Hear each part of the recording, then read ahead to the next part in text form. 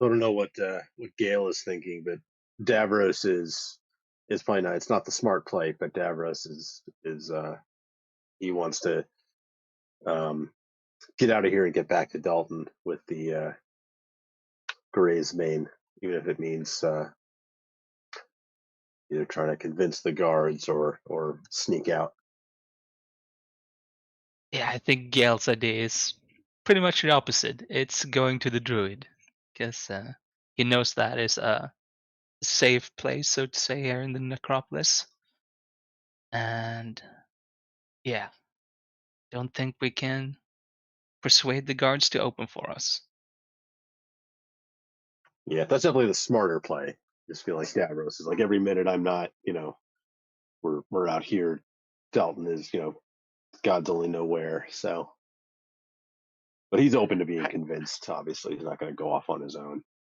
Parents don't make illogical choices when they're trying to save their children. Well, Davros has an intelligence of 6, so No, no, I'm just joking with you because that's like the quintessential movie right there is like parent making a logical choice to try to save children. yeah, yeah, It's like telling a cop you're gonna murder them because they won't let you through like a checkpoint. You're like, you can't threaten cops. That's not gonna help you. Like, but in this movie, it's our protagonist, so it is. yeah, yeah. It's like the movie where the protagonist has no special skills, but they decide they're going to go off on their own and handle things.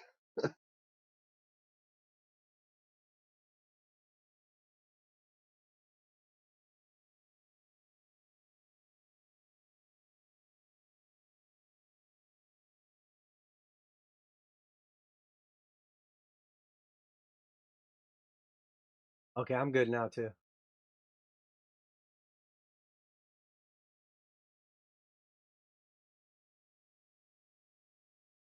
Excellent.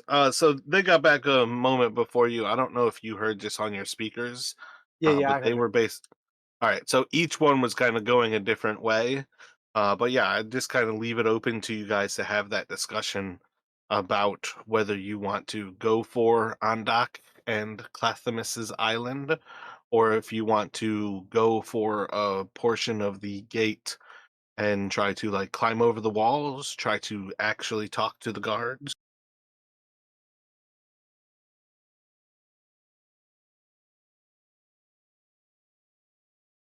Yeah, so like Davros will make his case, right? No, he'll like, we need to, we've got what we need. We need to get back. Um, again, he's not going to go off on his own, but that's his argument. Um, Emotional, not logical. I think the smart decision, considering everything that's happened here, to have what we need, understand that they feel like time is of the essence, but nothing's going to change from now until the morning, except for we're going to be able to get what we need back safely to Dalton. Now, I don't want you going off on your own, Davros. So if that's what it means, I don't think we should try to talk to the gods, but you could maybe sneak across and I don't know. I mean, from the last time we were here, we were warned that after dark the guards pretty much locked down the entire necropolis. Probably be easier to trying to sneak the wall that goes out to the of the city than trying to get into the city again. It told us that the safest place in Necropolis is by the druid. I think the smart thing, as you say, is getting to the druid and staying the night and then getting back safely to Dalton tomorrow.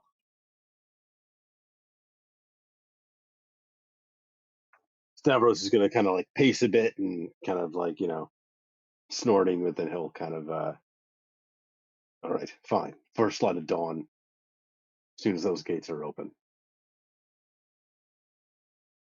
Look, Davros, I understand where you're coming from, but some of us are hurt pretty badly. I mean, probably at least one of us doesn't make it back alive.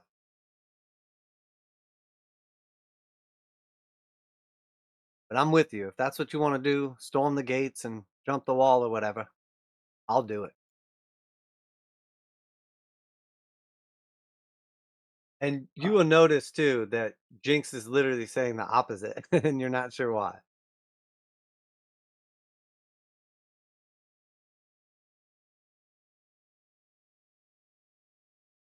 Yeah, I think Davros like, you have no idea what I'm going through. You lost a son twice.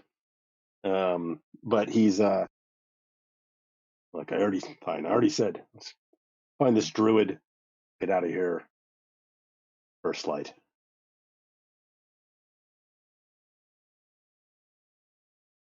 Look, we don't even know that druid anyway. I mean, who's to say that he really is a good person? I mean, I've heard of druids manipulating Earth.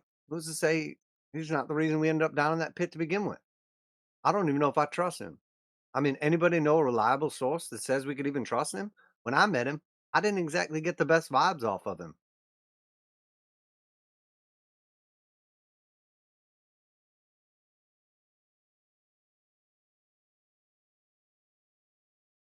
Davros at this point just kind of like shaking his head, like he's not really sure. Um, Chink seems to be kind of changing his tune. He's not really sure what to make of it, so he'll look towards Gale, and you met him too, right? I mean, briefly. I mean, he seemed old. That's about it. There's definitely something about that little island of his. It's something definitely something going on there that should keep us safe.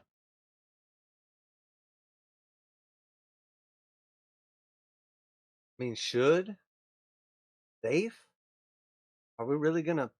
Are we really gonna put it all on that? Are we gonna risk bringing Dalton back to be safe with somebody we don't even know that lives in the middle of a dangerous place? I mean, I think the smart decision, the responsible decision, is get over those walls. Deal with the guards if we have to. And you guys could do a um like perception check if you wanted to see why Jinx is acting like. Perception or insight? Yeah, whatever. Insight, insight. Yeah, Davros will do an insight check. Yeah, Gale would as well. Okay, so It's- so with the 15, I would say that you can tell Jinx is scared.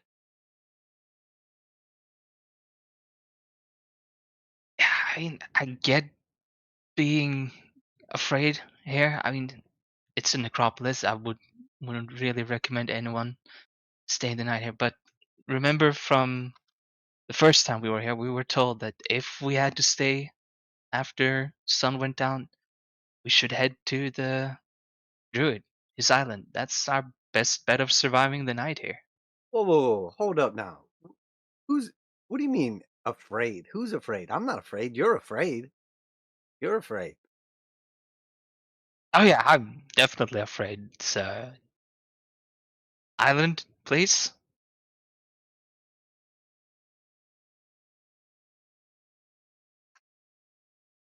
Who told you it was safe?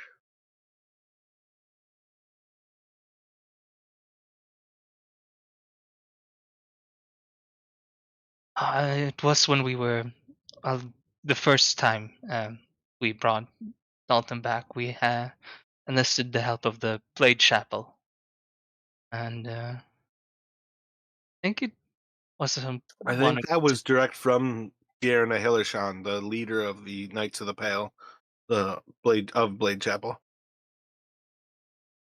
Yeah, so I feel like that should give some credence to the information.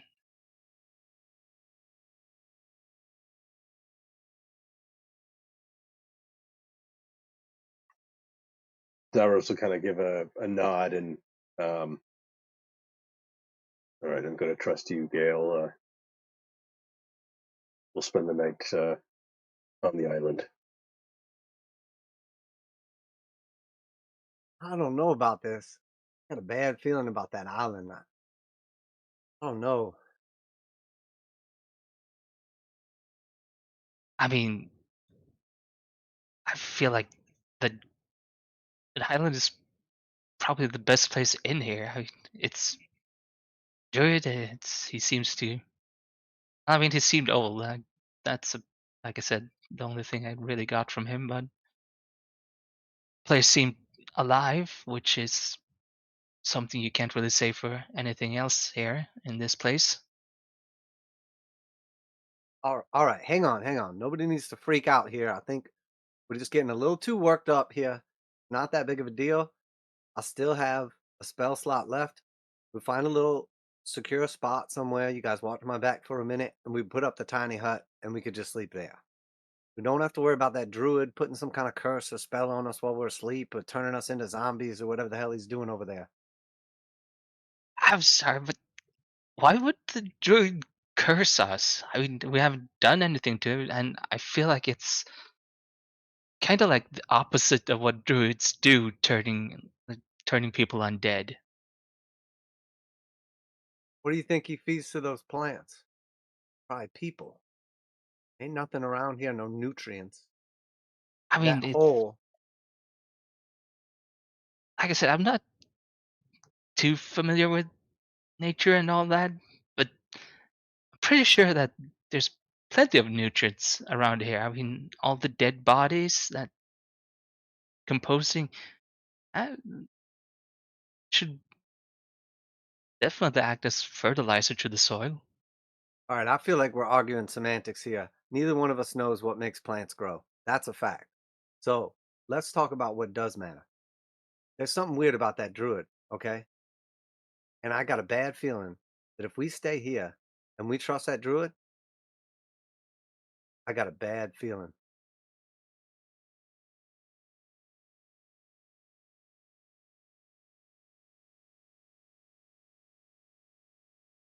I mean, what kind of feeling are we talking about?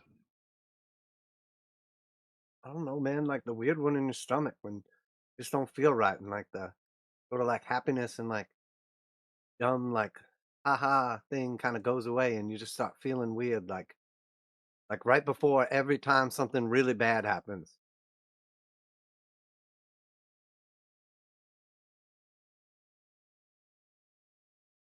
You sure you're not just like haven't smoked for a bit? Yeah, I do need a cigarette. Anybody else want a cigarette?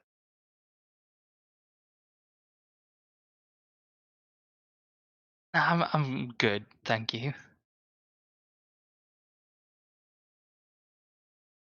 I don't know, Gail. I mean, maybe I'm just being irrational, but I just feel like we have the stuff and I never really.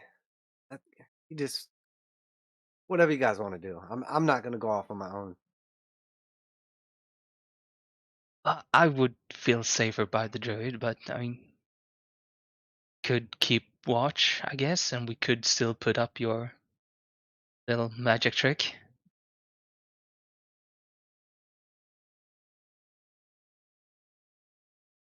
All right, fine then. We'll do what you say, but just be careful. Everybody, be real careful.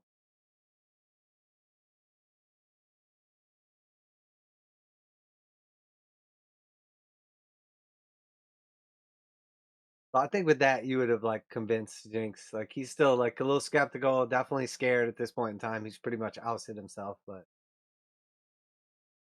You guys think you're like having this discussion from like the edge of the hole, like still kind of beneath the ground where you've dug your way free? Do you think you guys were walking this at this point, kind of heading towards the island already to the west?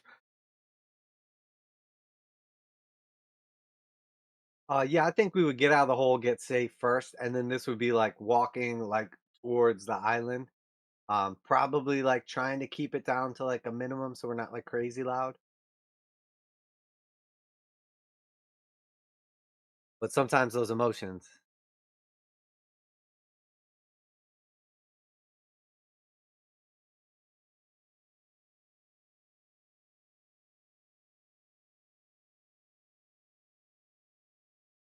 And I have everybody make a perception check, please.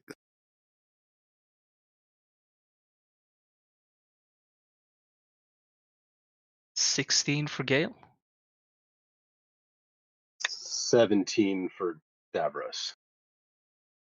And 7 for Jinx. He's obviously having an episode.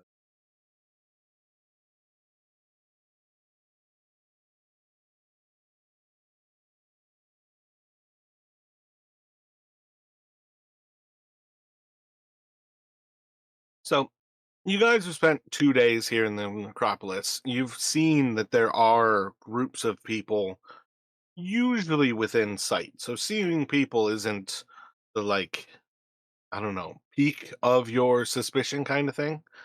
But by this time, you know that people should be out of this place, and you can still see effectively like groups of mourners from time to time who are all moving along like in black robes, often 100 or 200 feet away, but sort of just within sight. So these last few bits of walking, you'd probably have a little bit of extra attention, sort of watching sort of to the south of you, where you see some people like maybe to that mausoleum, sort of immediately to the north of the sea from the necropolis. You might see people who are a little bit north of the actual island itself, or north of the lake itself, kind of at the like pinnacle of that rotating walkway that's to the north of the necropolis, or not necropolis, mausoleum that you came up underneath.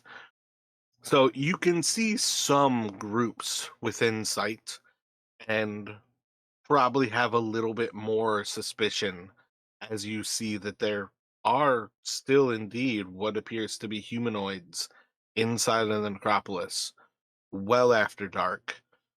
It is, probably into the darkest part of the night here.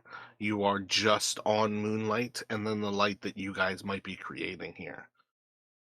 But more than that, you also see a single solitary person who seems to be walking along the causeway in between the island of Clathamus and where you guys are. They're probably about 200 or so feet away still, again, like midway along that little causeway. But you probably have those three different things of people that would seem to be out and about at this point.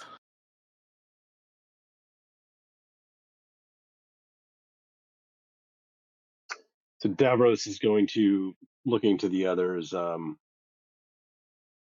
Someone looks like someone coming from the island, and he's going to start moving towards the person on the causeway, kind of holding his torch out, trying to make him out in the darkness. And whereabouts are we right now? We're like still in that little circle part by the mausoleum. Yeah, I'd say if you guys were walking during that, you're say like halfway between the mausoleum and the causeway.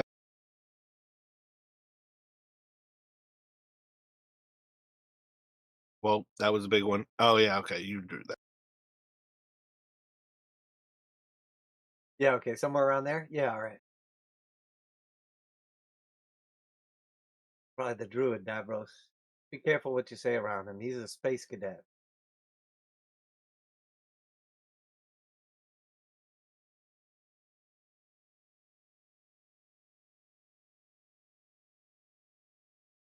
So you can start heading towards this person as you approach like the entryway to the bridge, Davros. You would pretty much notice it doesn't seem that you've gotten their attention at all. This person on the bridge seems to be kind of like looking between the water and then up to the sky, kind of like looks back to the water for a while, looks back to the sky, but they seem kind of like entranced by whatever it is that they're looking at. Gotcha. So I think as Davros gets closer, um, I think he's gonna call out again, not really thinking like, "You the druid?"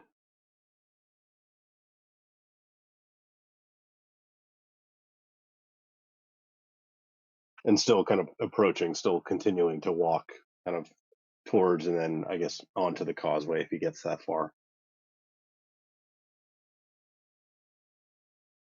With a little bit of a start, you see as this person seems to like almost like stumble backwards. They fumble something into their hands, and then you hear like a little bit of splash into the water. And then you'll see as somebody like looks down, that person like looks down over the edge of the causeway towards the water, and then they kind of like start to move to like look back towards you as they throw back their hood.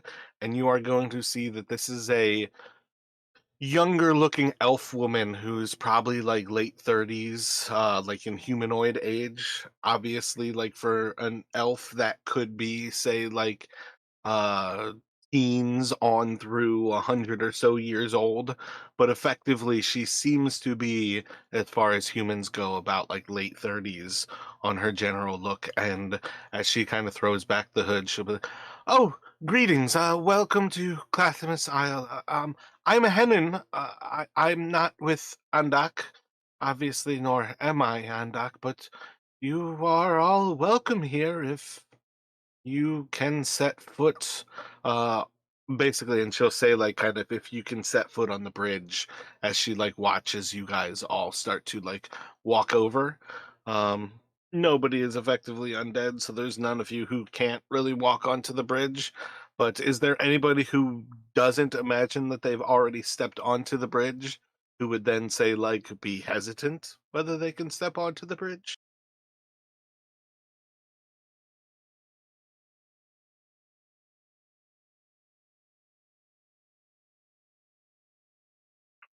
So Davros is going to continue moving, yeah, closer towards the woman. And she'll like glance over her shoulder again at that point where she drops something into the water, and kind of like looking back towards you, she'll start to walk towards you and effectively like greet you. She's probably not going over like the last bit of the bridge that's sort of like near the actual land. But again, you can kind of gather from her mannerisms and what she's said that part of whatever this protection is effectively that the undead can't walk on the bridge. Oh, welcome, friend. What do you search for that you require Andak's assistance? Just looking for a place to spend the night. Heard this was safe. Be out of your hair in the morning. A safe place to rest for a weary traveler. We can certainly aid. Are you? Uh, are you all family? Have you? mm, Someone here lost someone?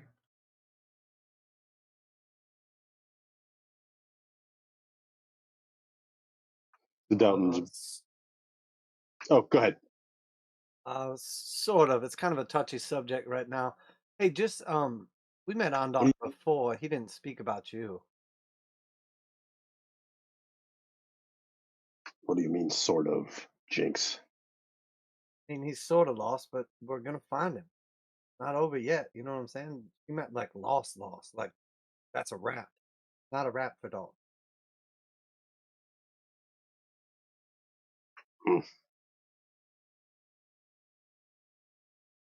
Kind of like looks at you a little bit funny. It's not a rap for many people, but okay.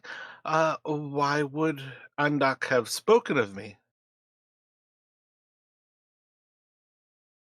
I don't know. We talked to him. He didn't tell us there was anybody else on this island. Seems a little bit fishy. Suddenly you're here. How do we know you're not some like, undead trickery or something? How do I know that you're not some undead trickery? Exactly. You're making my point Well, for me. I happen to know that the undead can't cross this bridge, so I know you're not undead trickery, and I know I'm not undead trickery. All right, that's a step in the right direction. I'm Jinx. Hennon, it's a pleasure to meet you. I actually apprentice, Andak.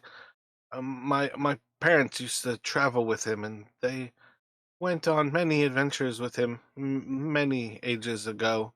But yeah, I'm gifted, and I've been learning. So, on some level, this will one day be mine to keep. Oh, you hoping to inherit it when he dies, are you? Well, I'm not entirely sure he's going to die, but perhaps when he moves on. Oh, right. I know your type is spiritual. He moves on, like leaves his body. I get it. And I'll wink at her. Well, no. He'll probably keep the body. I just mean like if he goes somewhere that's not in Tolis. Sure. I'm picking up what you're putting down. And I'm like shaking my head, yes, smiling. She like looks at the ground and then looks back at the water where she dropped the thing into the water. I don't think it's good to go swimming at this point. I'll be able to get the crystals later. I can get those at another time.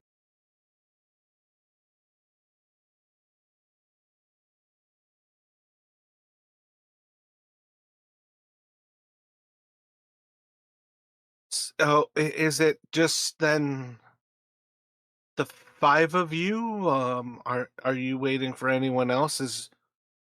Do you have people who are lost now in the necropolis? Or are they like, and she like kind of like puts like a hand below the other, like referencing like the people who like you buried? Just Um, us. Well, okay, excellent. Yeah, well, you're certainly welcome to follow me if we can go and rest in Endux Grove. If you all are hungry, are you hungry? Do you all need something to eat, or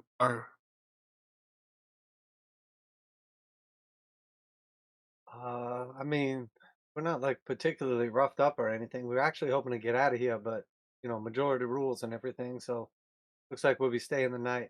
Look, I don't mean to be vague about everything, but and Jinx will like flash her some of the Graves band. This is why we're here, and why we need to get out of here.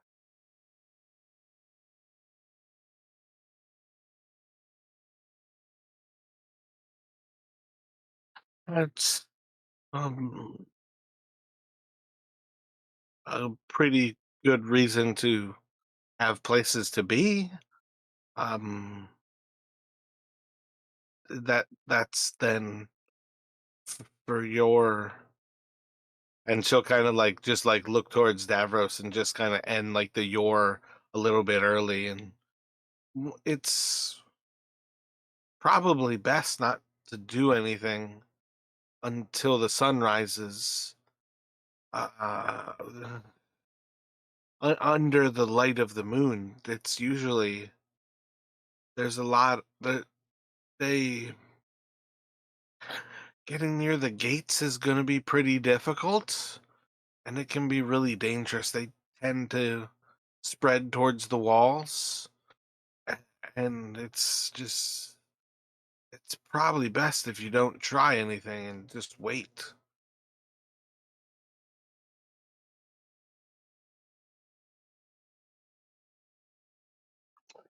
It's why we're here. I mean, we've got money. Not like we're just, you know, we're not begging. We were gonna put up a spell and stay there, but I mean, how many crystals is it to stay with you guys? Keep us safe here. Oh, you work wait, crystals.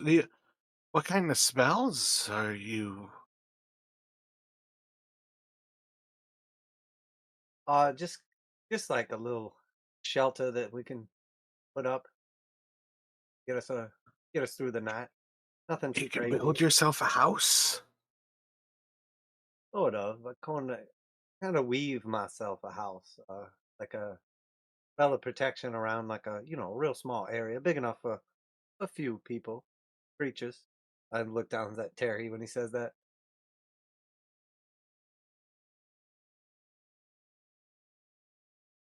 Is he not welcome? Is that why you said it like that? You're welcome in our grove, little fellow.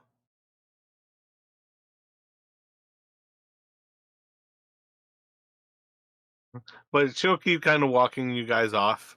She'll question probably again at some point, like, there's no crystals, but like, do you have crystals? Oh no, you said crystals, and I thought that's like what you were expecting for payment for us to stay. Oh no, you said you were picking up what I was putting down, and I dropped the crystals when he scared me, but I didn't see any reason why you should be picking them up tonight. It's a lot safer to swim to the bottom once it's daytime.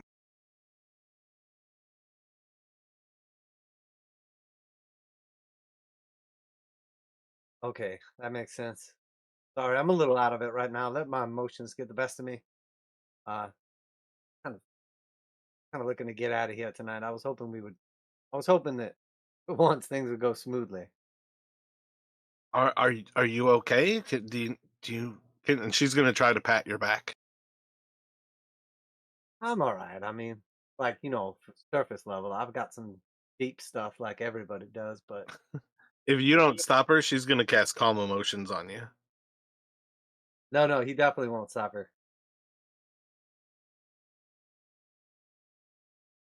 And Dalton, when she says like, "Oh, when you scared me," and she dropped the crystals, he'll. Sorry, I didn't mean to. But he kind of, it's very just kind of pro forma apology.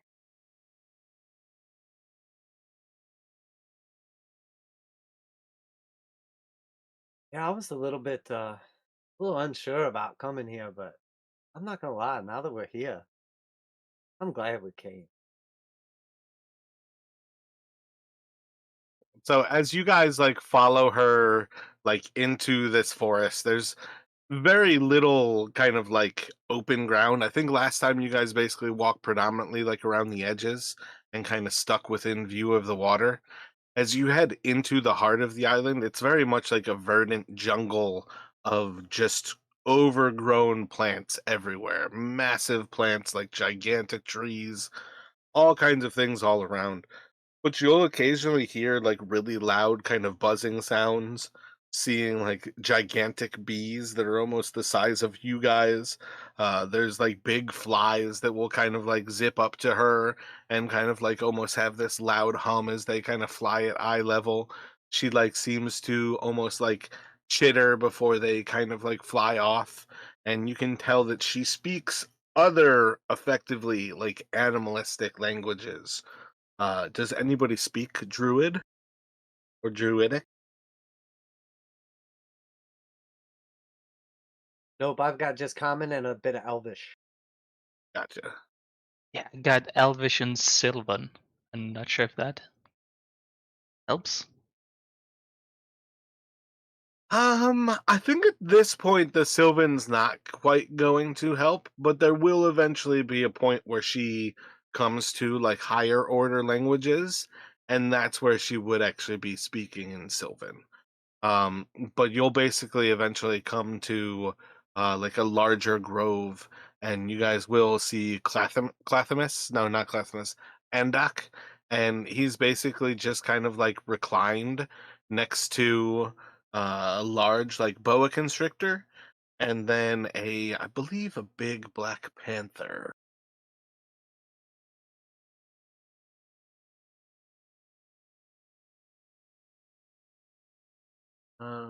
Not gonna look too deeply for it, but I think it's a panther and a boa constrictor.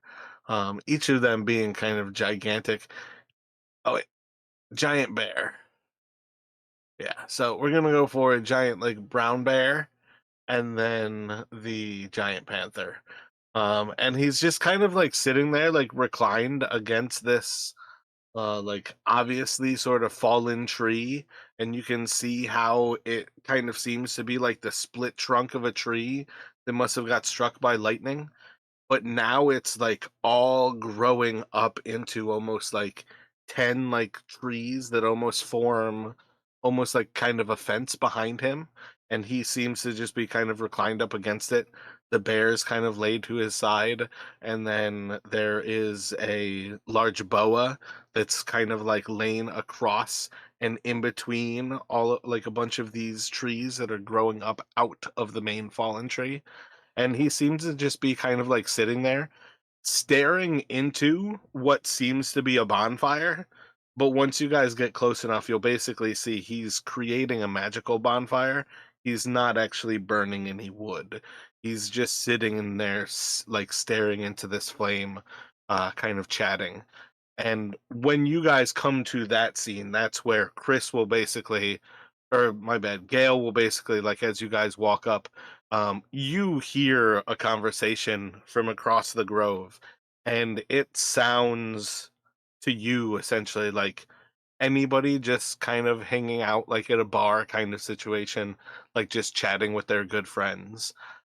Completely lucid, completely just kind of casual, like kind of like, well, what did you see on the island today? Anything weird? Was there anybody who needed your help? And he basically gives the damn, I don't think I wrote down the name of them close enough, but I think I have. Um, Erasmus. Oh, see, I have Elzier, the mountain lion. So I wonder what I messed up with the bear. But we're gonna stick for right now. You hear the name of Erasmus and Elzier as if he's talking to different people. But as you kind of like get close enough, you'll basically recognize like Andak is having a very perfectly lucid conversation with this constrictor snake, and I'm gonna go for the black bear or the brown bear. As he like basically recognizes you guys come up there, he'll kind of like stand up, almost like frailly, as he basically walks towards you, and he's like, "Oh, welcome, friends. Oh, welcome to Classmas Island. How is everyone? Oh, it's wonderful to see you.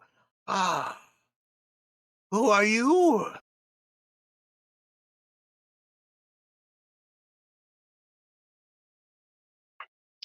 Davros.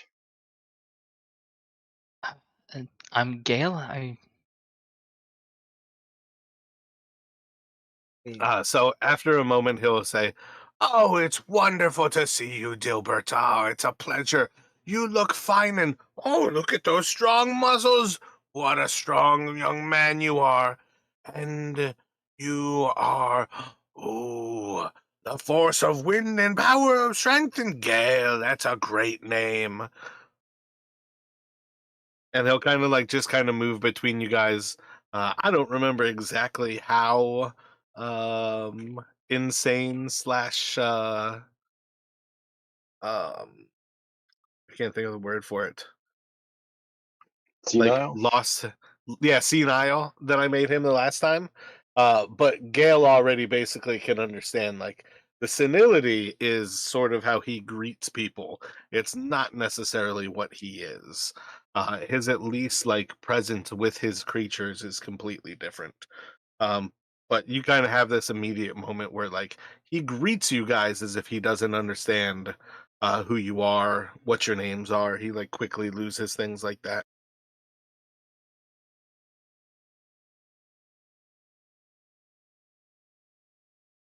So Davros is going to kind of glance towards Gale a little, like, this is really the guy we're. He's kind of like raising his eyebrows, shake his head a little bit, but he won't actually say anything out loud. Yeah, we'll almost hear like the actual like snake behind speaking in Sylvan, and it's kind of like saying things like, "They don't trust you, or they seem to be hesitant to think you serve any value." And you guys would basically just hear it sort of hissing as a snake at that point, entirely kind of fitting in with what it should be. But Gale can basically understand. It's almost like an inner monologue for Andak to have like the snake kind of talking to him as he doesn't necessarily respond right now, but he like holds up this sort of act. The snake's like kind of one side of his thoughts, and then eventually you hear like the bear roar, and it's like they may be worth trusting. They've crossed the bridge tonight. They're certainly not the dead.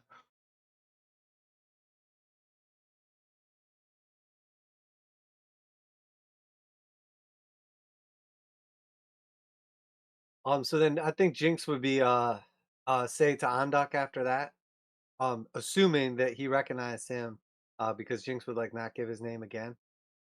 We weren't really expecting to be back so soon, but appreciate your offer for shelter. That is. Um, no, he would not recognize Jinx. Like when he goes to greet you, he would basically kind of the same ideas like um with Davros. Like when he says his name, he gives like the wrong name in return. I like the idea with like the response to Gale was purely that he like thought about like the actual way like a Gale is a force of nature. It's something that he sort of controls and works with, not that he was responding to Gale as if he knew his name. My Yeah, bad yeah, I on that got one. you. I got you. So just assume that Jinx thinks something that's not reality. Gotcha. Well, I was also thinking often Jinx gives like false identities. So even if you gave like another name, but yeah, he does not give in that he recognizes any of you.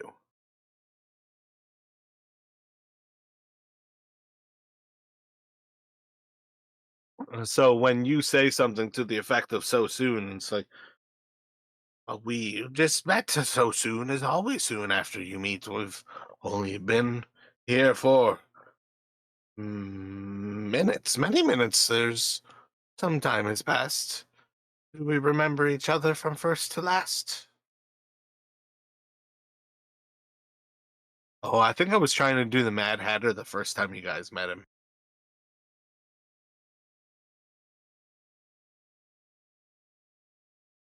Jinx would like for sure look over at Davros and be like big eyebrows. Told you so.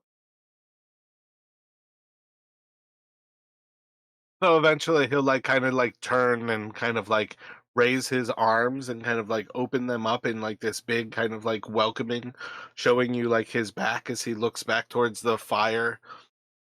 His creatures are standing some ways off on the other side of the bonfire, and you can just hear as he just kind of like starts to boom his voice a little bit louder, and he says, well, you're all welcome here, and take anything that you might desire from my land. Don't harm any of my creatures, but we will bring you whatever you need. Welcome to the gala.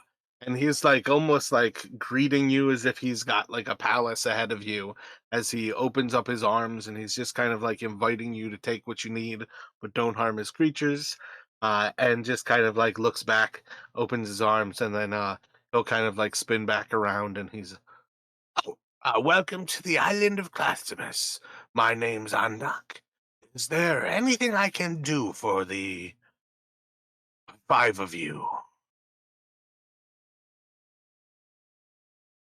And like reaches out a hand to shake your hand.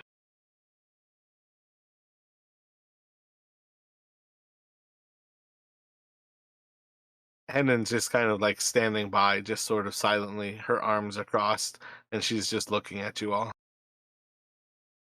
I think Just by sorry. no, go ahead.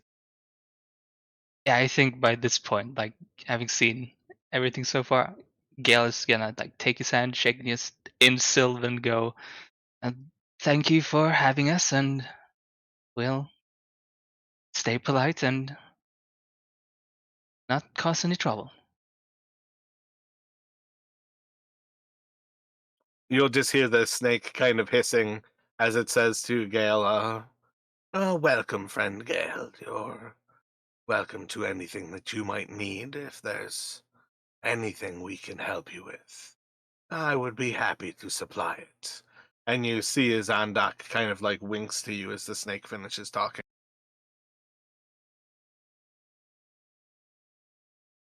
But Jinx gonna like slowly kind of do like his creep over to the elf and say, Like you might be in charge of this place before long.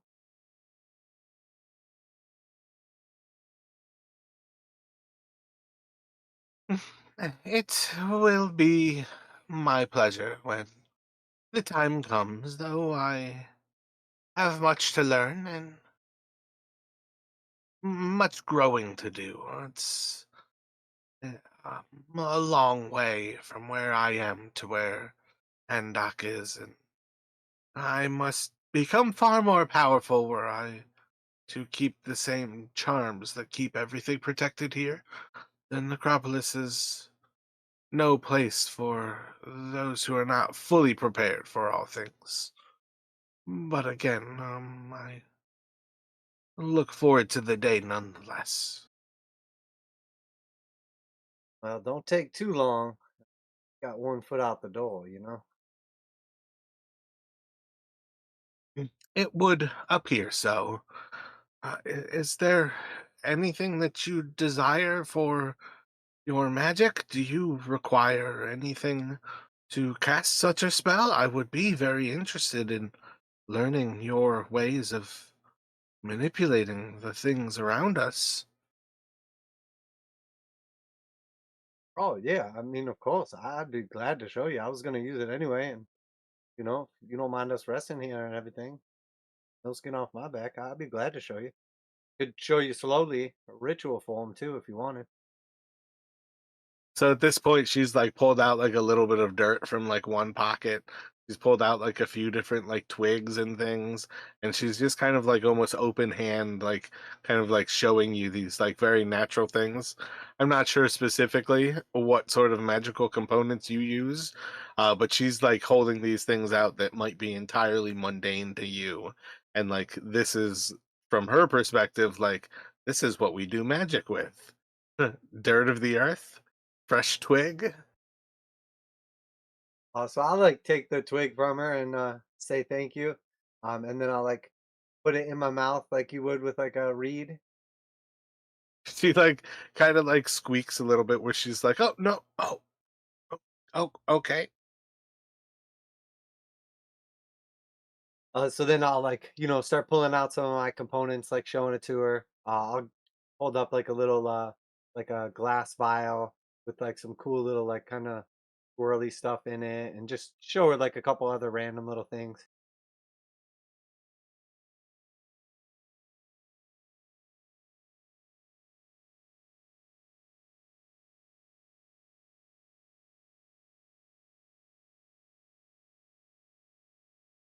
So is And there then any? Go sorry, ahead. and then the final thing I would show her would just be like a small little crystal bead. I'd be like, "This is really what it's all about, right here. I mean, the heart of it."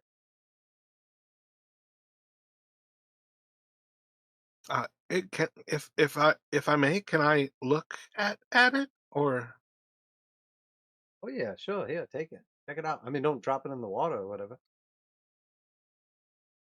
So she'll reach over and like grab the actual crystal from you, and then she's gonna like slowly reach a hand out for the twig that you now have in your mouth, and she's just gonna like kind of pop it out of your mouth real quick, and you'll see as she kind of like swirls it around the bead, and you just see as there's like a rain of kind of like gold coming down from the twig, as she just kind of like has this like liquid kind of dew almost like forming on top of the bead, and then you'll notice there's like some glinting. It like turns to gold for a moment, and then it seems to like kind of wash away as if it turns back to water, and she just kind of like looks over. That's truly intriguing. I Do you mind if I and what is the actual component? It's just a It's um it's just a small crystal bead. Gotcha. So after a moment, she's going to just kind of like look at you, ask if she can do one more thing. And she's basically going to take like a clump of dirt in her hand. She just like squeezes it really tightly, takes the like yew twig over her hand, and she'll sprinkle like a similar kind of like dew over top of her, like the top of her fist, before she turns her fist over and you see like there's no longer any like dirt inside of her hand, and she has a tiny little bead of the same nature, and she kind of like looks back at you, and she's like hands you your bead back, and then she's like, do you need or can I follow with this? Because I don't think you do you, is that how you use it in your mouth? And she's like talking about her like you twig. Oh no, that part. I mean, you don't have to. That's just no, no. That was Uh, me. good. It can I watch with this and you can do the rest and I'll go ahead? Oh yeah, yeah, for sure. Um, so Jinx would just kind of like clear out like a little space around him, like 10-foot radius. Would start like doing like the ritual cast for a tiny hut.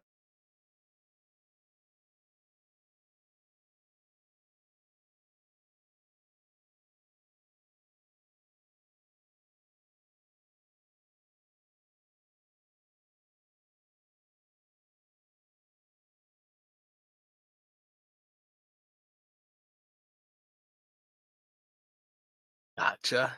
Yeah, so I think after a little bit, from everybody's perspective, you're effectively going to disappear from view because I would think at least a part of this creation is effectively with you almost entirely within the hut before you actually can finish it in a way that allows people in.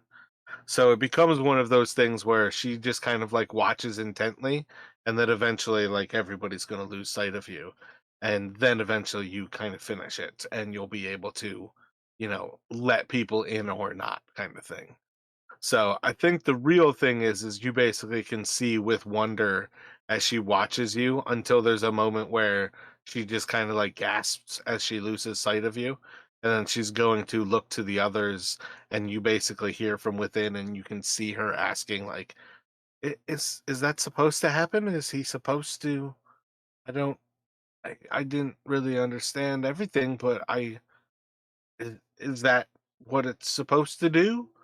And she'd probably look towards, I think without need, like at that point, recognize that like Gale is the one who knows the most magic of the rest of the group.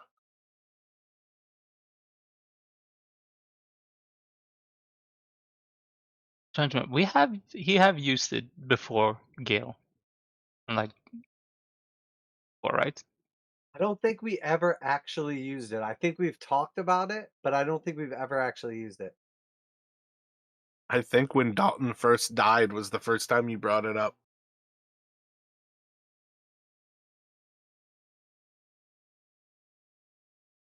Yeah, but I feel So I like don't oh, I don't believe you've cast it in front of the other. yeah, but it is like a wizard spell as well, right?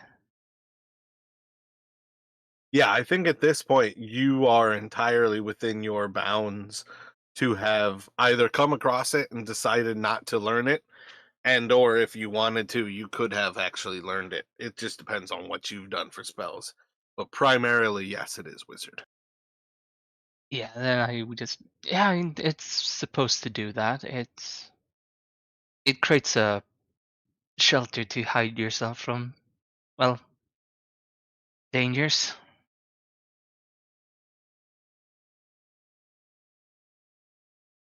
Ooh, very interesting, intriguing, to say the least of it. Excellent. I guess I won't learn it today, and perhaps another time in the future. I'll get to see the whole ritual, but that definitely, uh, great. So when you finish, who's welcome inside? Okay, so when I'm like casting it, everybody would have to be like within that radius because it's a 10-foot radius. So like a 20-foot circle. So I would assume everybody's like in the dome as I'm like doing this. Well, the way I read it is, and basically what I was getting at is, you have to cast it from within, and that's where the dome will be. The others, once you finish, can come and go. Well, no. It says creatures and objects within the dome when you cast the spell can move through it freely. All other creatures, objects are barred from passing through it. Okay, I got you. So yeah, that would actually limit that conversation. Effectively, she's going to watch unless you cast it with her inside, unless you cast it with Ondak and his creatures inside. They're going to watch as you guys all disappear. Okay, I got you. And then I guess like once I'm done, I can make it like lit or dark, or like it would be opaque. But I think like they can pass through it like freely now, but I'm not sure that I can actually leave it. Yep, you'll have to stay inside for the duration. So do you just have the group inside of it when you cast it? Yeah, I mean, if she wanted to, obviously to be in it too, because she can pass through it freely once it's done and everything. So, and then I think I would still be able to like theoretically, like, can I poke my head out and like talk, or am I like 100% like locked in, or it's like done?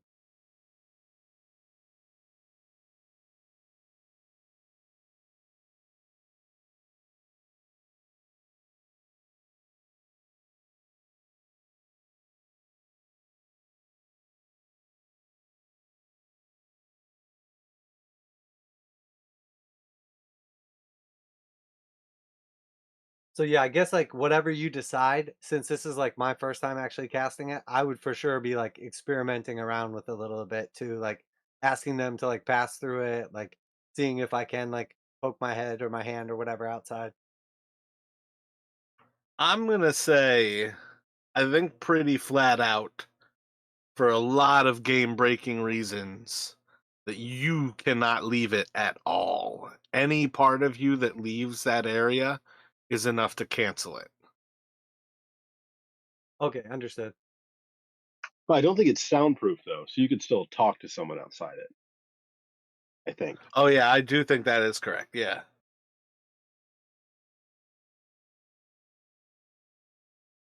But I'm gonna say the spell ends if you leave this area is pretty hard.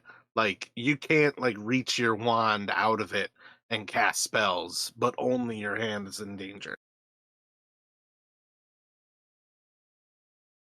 Okay, Because I yeah, think it that would makes sense. So like, and that would prohibit me from ever being able to like cast through it. precisely, yeah. So it really is you are either in it and it's working, or you can leave it in the least bit and it brings the whole thing shattering to the ground. But yeah, I mean, if you cast it with her inside, she'll kind of enjoy like watching the whole spectacle and she'll watch the whole thing. But yeah, I think that's kind of the extent of it. So if you already are willing to trust her enough to cast it within, she'll stand inside with you. You'll definitely notice at a point though where your magic is completely different from hers, and she's like watching what you're doing, and then she just kind of gets confused and like her you wand, her you like twig, like stops producing like these like dewdrops, and she's just like confused by what you're doing.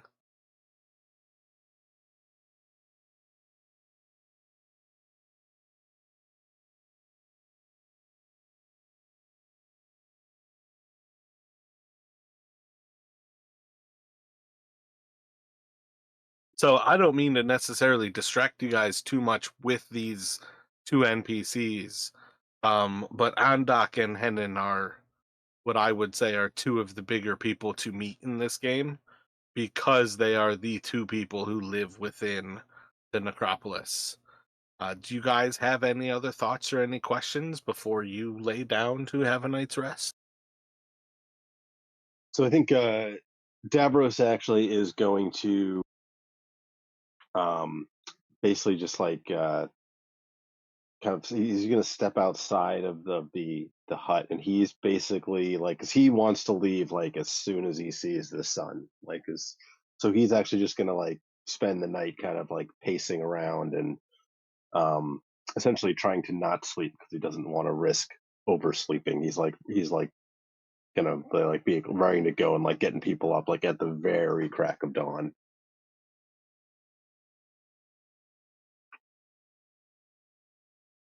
again, it's almost like kind of like he's almost like like a parent at the hospital bed who just like refuses to sleep until like their kid wakes up, kind of thing. Even those kids, obviously, I mean, the Dalton's not there, but that his like he's just like he's too almost like too wired, kind of to just like lay down and go to sleep.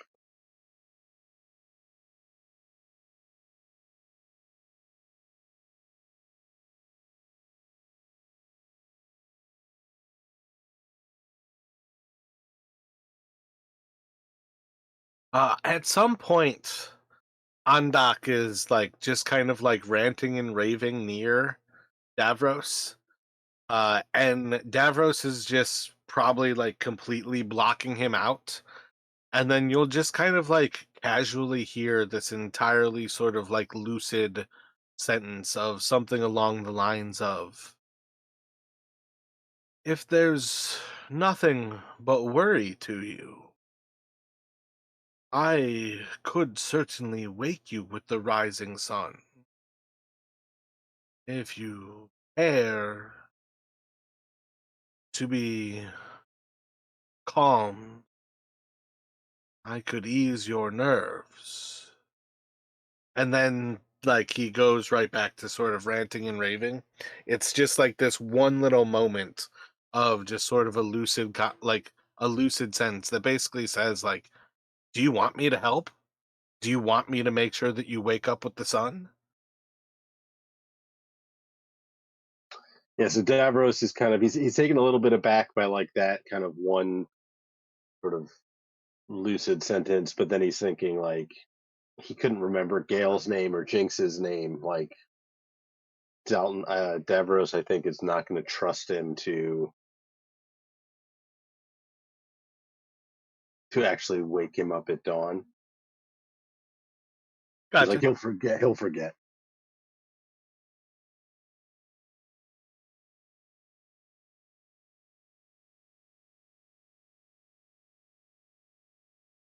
Rose, I know exactly what you need. One of those special back rubs or whatever she gave me earlier. I'm not gonna lie, it's like my worries just faded away.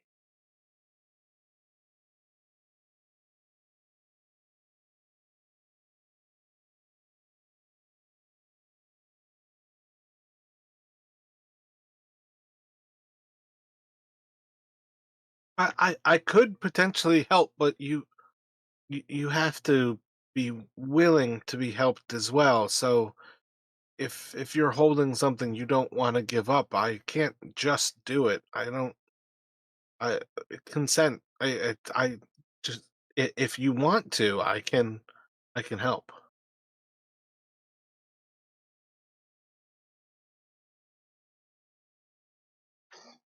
Davros is gonna just like shake his head, and so no reason I should feel at ease. Prefer to keep at the ready.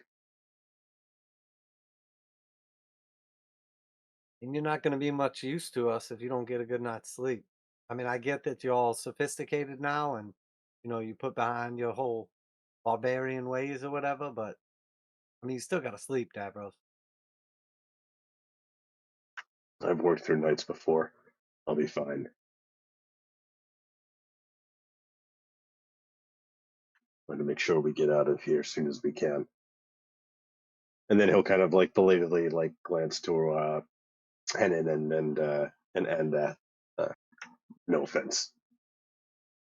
Again, very just like not much meaning behind it, just very pro forma kind of.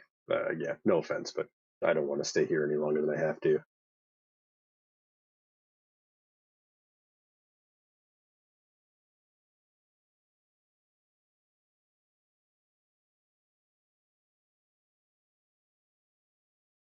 So right before you guys all kind of like turn in, maybe shortly after this, Hennon is actually going to walk up to Davros, and she's just going to kind of like open up her hands to you, and she just has like this tiny little like acorn in her hand right now, and she's just like, I want you to take this and just keep it close if you need anything.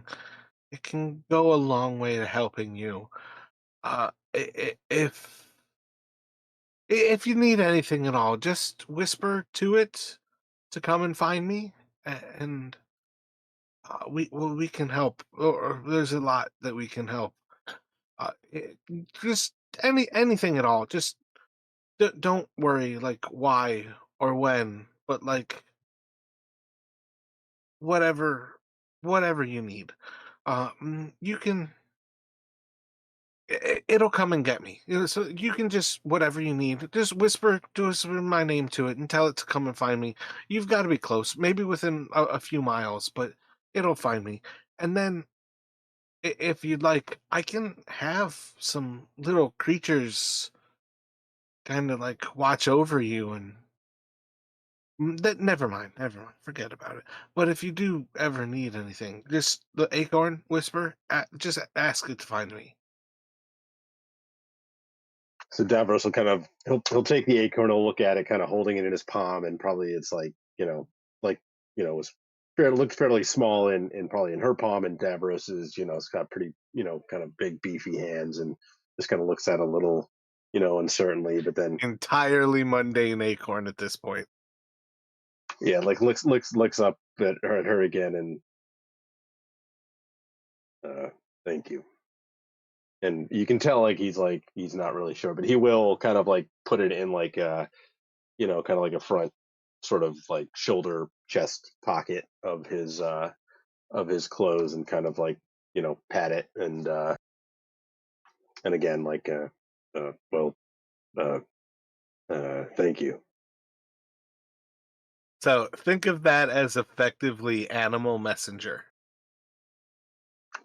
Gotcha. Okay. which I think it can travel. Oh yeah, it's much further than a few miles. It has 24 hours, and it basically turns into a beetle, but it can fly for 24 hours. It can travel approximately 50 miles and get to her. If you are outside of that radius, or if it can't fly to her, it just deanimates. It's gonna turn back into an acorn, 24 hours and or 50 miles after you say to go find her. Gotcha. Okay.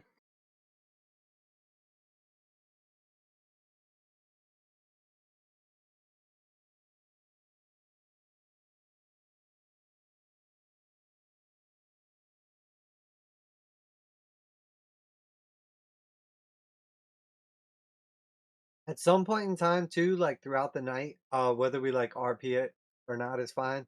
Jinx would inquire about, is the bridge the only part that like magically keeps the undead out because of the way she said about swimming and it being safe at night?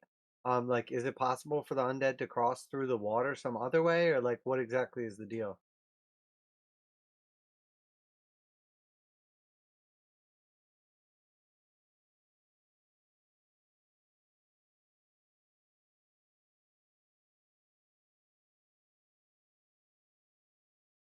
So I feel like Clackamas means um Themis Themis's island. Um so it's basically like this is an island dedicated to the god Themis, who's one of like the ancient deities from the age when like dragons ruled, long before like Tolus's original founding is when like this deity was sort of in existence. I think you guys first met Andok traveling around the outskirts and would have actually seen some of these stones.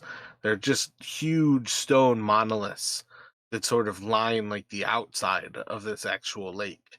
And then those same monoliths are on like the four different points of the bridge. So effectively like two at each end. And basically, I think again, this would probably be from Henan to kind of discuss like the power of Themis is what protects us here. His stone monoliths, his temple is delineated through these stone works. The bridge itself isn't what does it, but the Themis is still here. He's still protecting us all. We're being the faithful.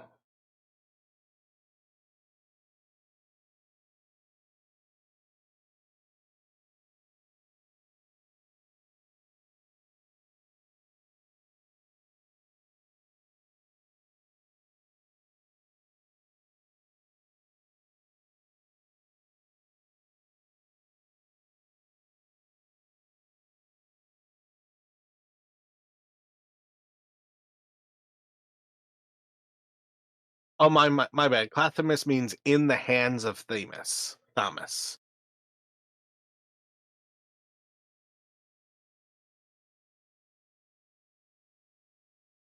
And is this pretty well known, God, or is this like maybe the first time we're kind of hearing of this type of thing? I mean, I think you guys heard that from Andok the first time you were there. I feel like he brought up Clathymus, and like named the island, so that's why I said it this time. But I don't think it would be a pretty difficult religion check for anyone. I don't think anybody outside of like an actual cleric would have ever heard of him. Because again, it's one of the ancient gods.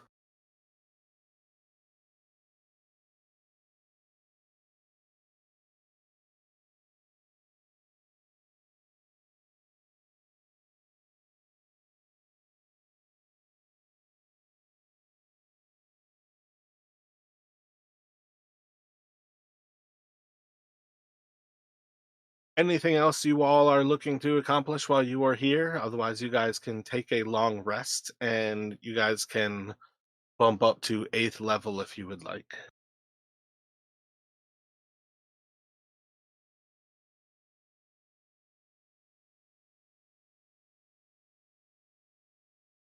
At some point in time throughout the night, Jinx will be talking to whoever's around or whatever, and basically talking about how there was nothing to be afraid of, and that how glad he is that we came here, and how much he enjoyed like meeting them and everything.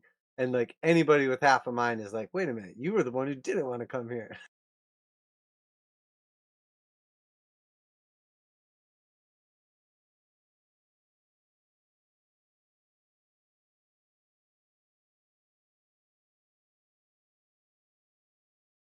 Yeah, and I think Davros is obviously foregoing the rest.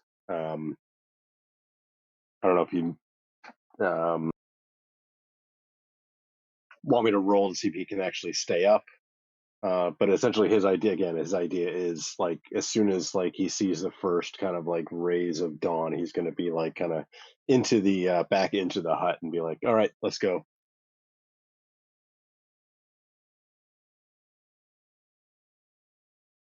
Yeah, roll a Constitution saving throw. Okay. Not a good time to roll a 2, but it's a 10 total with his modifier. Gotcha. So vastly, you think you did a great job staying up through the night.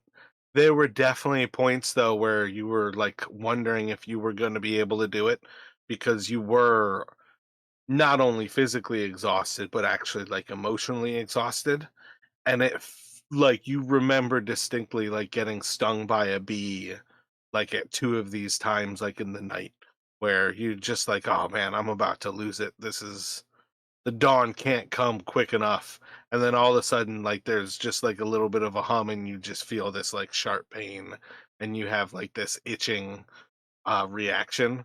But that's effectively your night. You stay up without a problem, but you also got stung by a bee twice.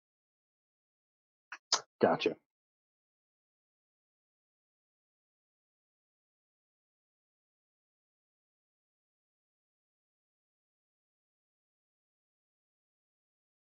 I was gonna suggest that you take a rest, but considering Dalton's involved, didn't feel like the right thing to do.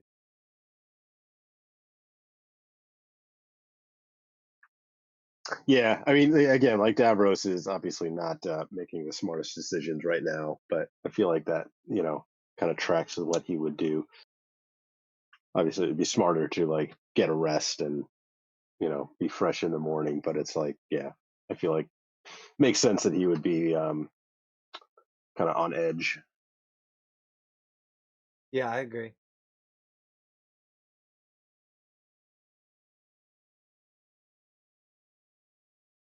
But it will probably, now that we've kind of like, he didn't really have time like before, but like after the fight now, and kind of like he'll spend some time kind of more appreciating the kind of just the quality of the world carver blade, and cleaning it, partly as a way to stay up, and also just like to pass some of the time. Like he'll spend a little more time kind of admiring the quality of the blade, and thinking about how well it kind of carved through some of those undead that we faced down in the tunnels, and then probably like doing a little prayer to Lothian, even after like mostly by blind luck tunneling in the right direction to get out. Like he feels like maybe Lothian was watching over him, kind of stuff. But that's how he'll kind of spend the night.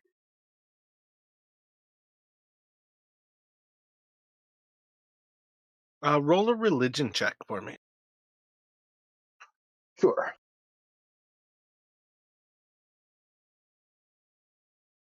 With his modifier, that is a 1. Excellent. Yeah, so effectively you are through the night. From this point on, though, I am going to tell you, like, for now, he is going to be operating at disadvantage for his checks. Yep, yep.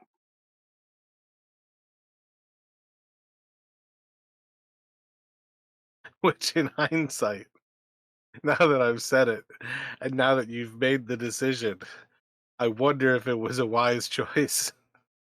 Because eventually we're going to come to the point where you're going to do a resurrection check for your son. Like I said, Davros The is guy not the who smartest. doesn't understand magic.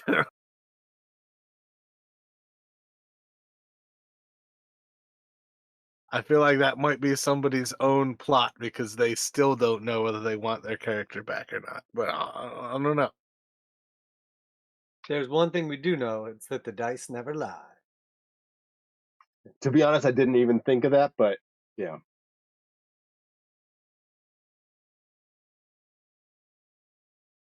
Accidental on purpose sabotage. I mean, I'm really having fun playing Davros, so I would not be upset to keep playing him for a bit. And I'm still thinking about, even if Dalton does manage to come back, whether to maybe turn him into an NPC kind of thing.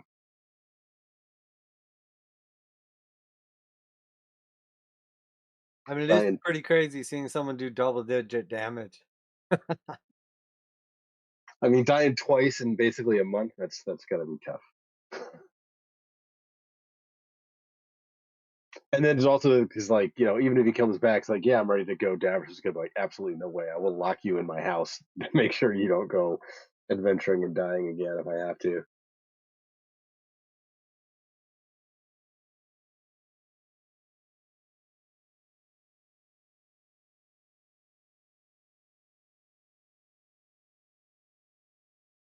Parents are like, we really regret telling him he should get a job and do something with his life. Yeah, this is not what we had in mind. I mean, yeah, it's like Davros is like, on the one hand he's proud, but then on the other hand he's like, and now especially more after seeing him, dead twice, and probably saw him at one point where he had lost his eye, before that got healed, and yeah, so he's starting to think that yeah, there are downsides to this adventuring life.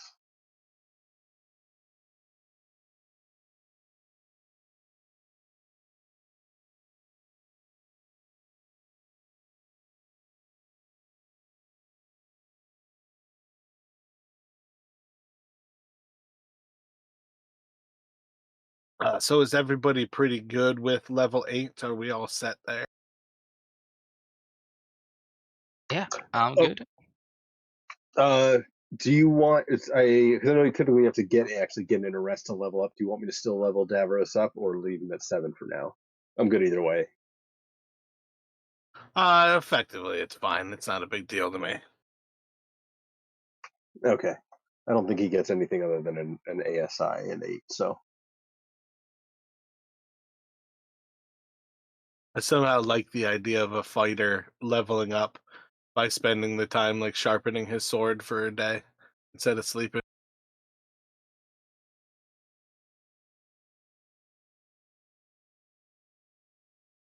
So yeah, you guys are all kind of coming to early in the morning. You have everything that you need for the revivification or for the ritual, at least how you understand it from the Knights of the Pale. Do we have any thoughts about what you all will be doing?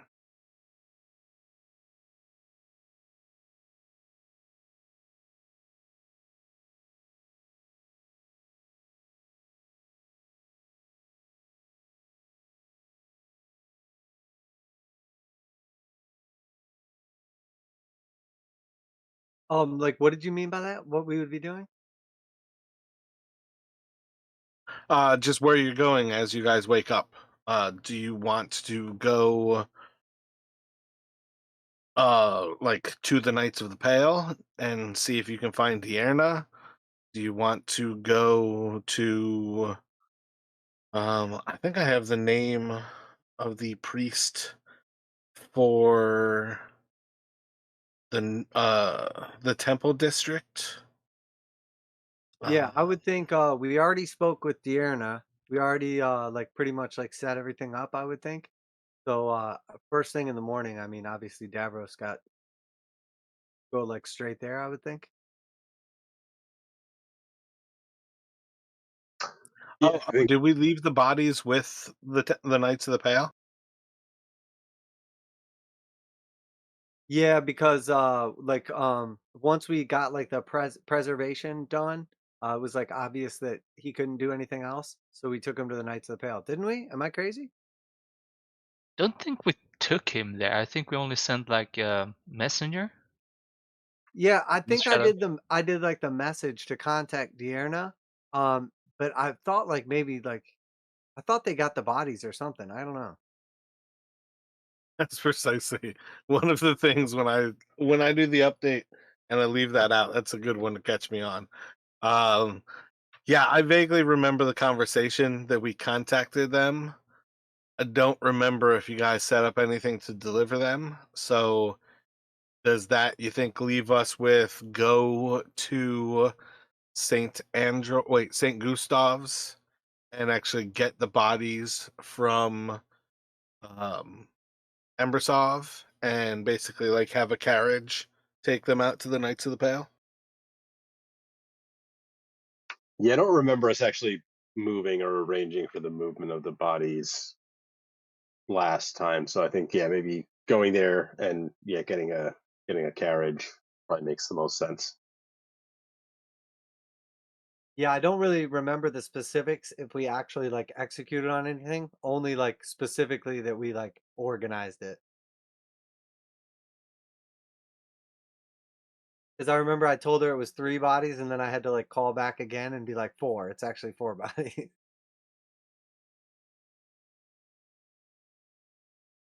So getting a one of the bookmarks. Getting a cart, like a taxi from this area is pretty easy. That could get you to the Delver Square and then on to Old Town. And that would probably be like the quickest, like the most expedient route because it gets you there quickly and then it would set you up with a nice discreet way to travel with the bodies. Do you also want to send a shadow sending? I would say yes. I would say yeah, the shadow sending. Let Deanna know that we got the Gravesbane and we're incoming with the bodies as well. And then I'll pay for that carriage if if we can just line one of them up.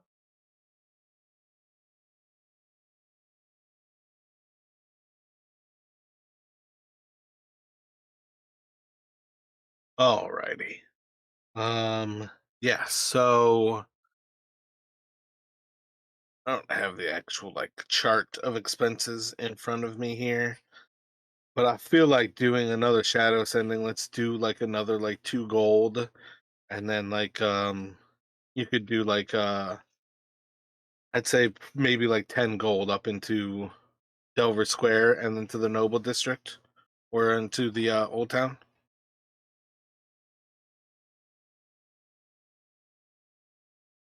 Okay, got it. And I also took off the gold for Quentin. Did he like stay behind after like at the wall, or did he like stay with us? Is he a potential NPC? Like, I'm just curious. I mean, as long as Davros doesn't kill him, Quentin definitely would attach himself to you guys. You basically just paid him a year plus his salary for a day's effort, so he's definitely not going to willingly leave you guys.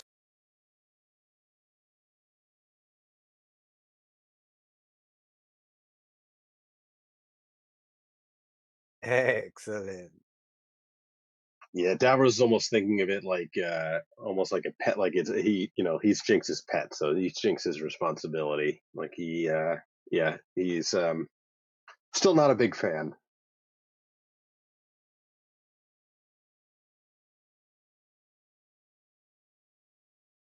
I mean, you can tell yourself whatever you want, but I got him for you.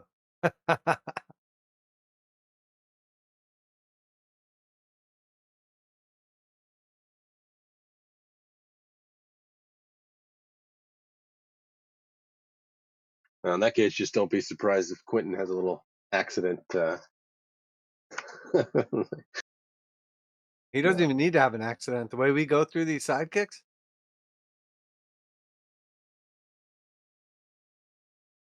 he'll probably be dead before we get these 4 back in the game.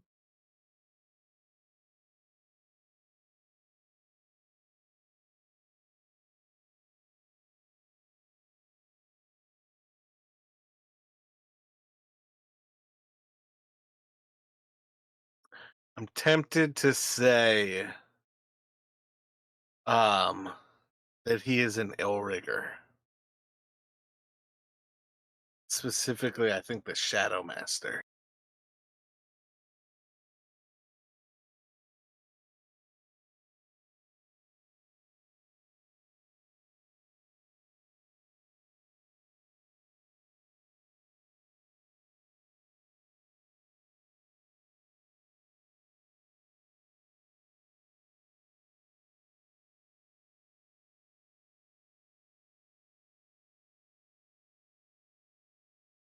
Yeah, so those can be the stats that you guys can use when and if you want to throw Quentin in a battle. So if we're going straight forward, then I feel like it plays in that it's still Quentin with you guys and you still have Terry with you, and that'll be your sidekicks for the day.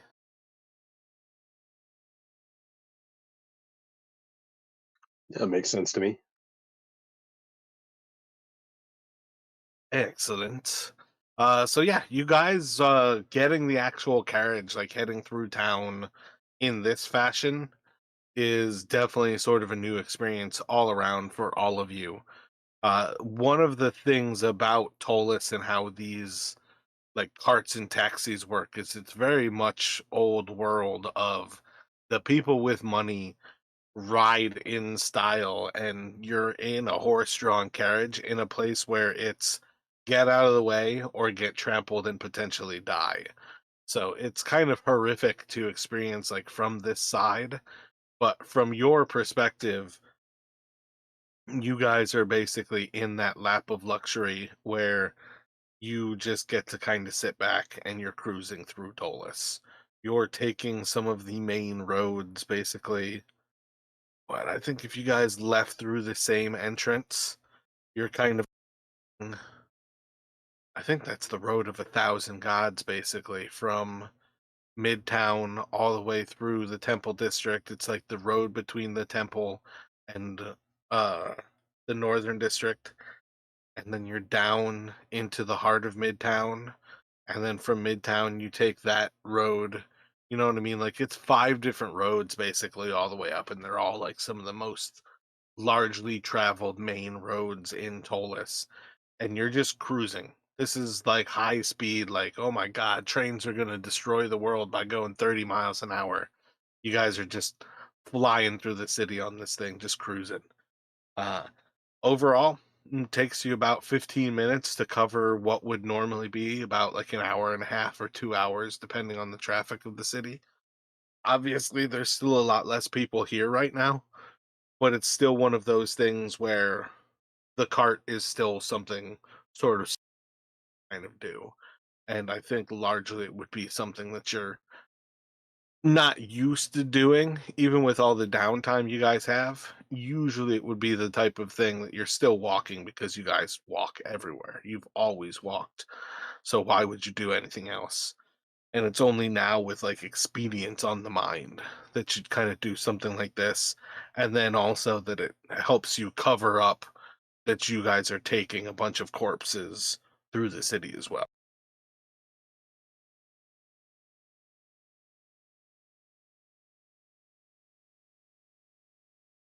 I think I actually made a map for Blade Chapel the other day. And I don't know if I ever uploaded.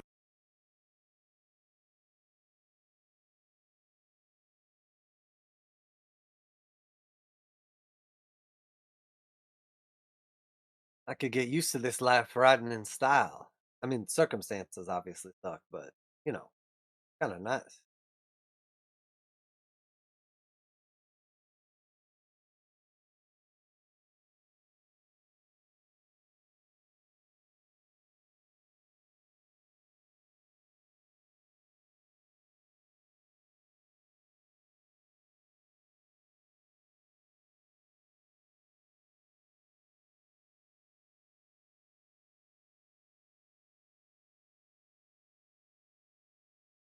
So I've described a few times as you guys walk into Blade Chapel. It basically has the like northwesterly kind of facing to it.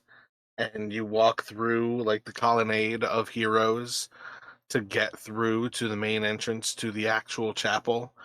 And then it has the 3 wings of the cross that are sort of the more private areas than like the main sort of worship area.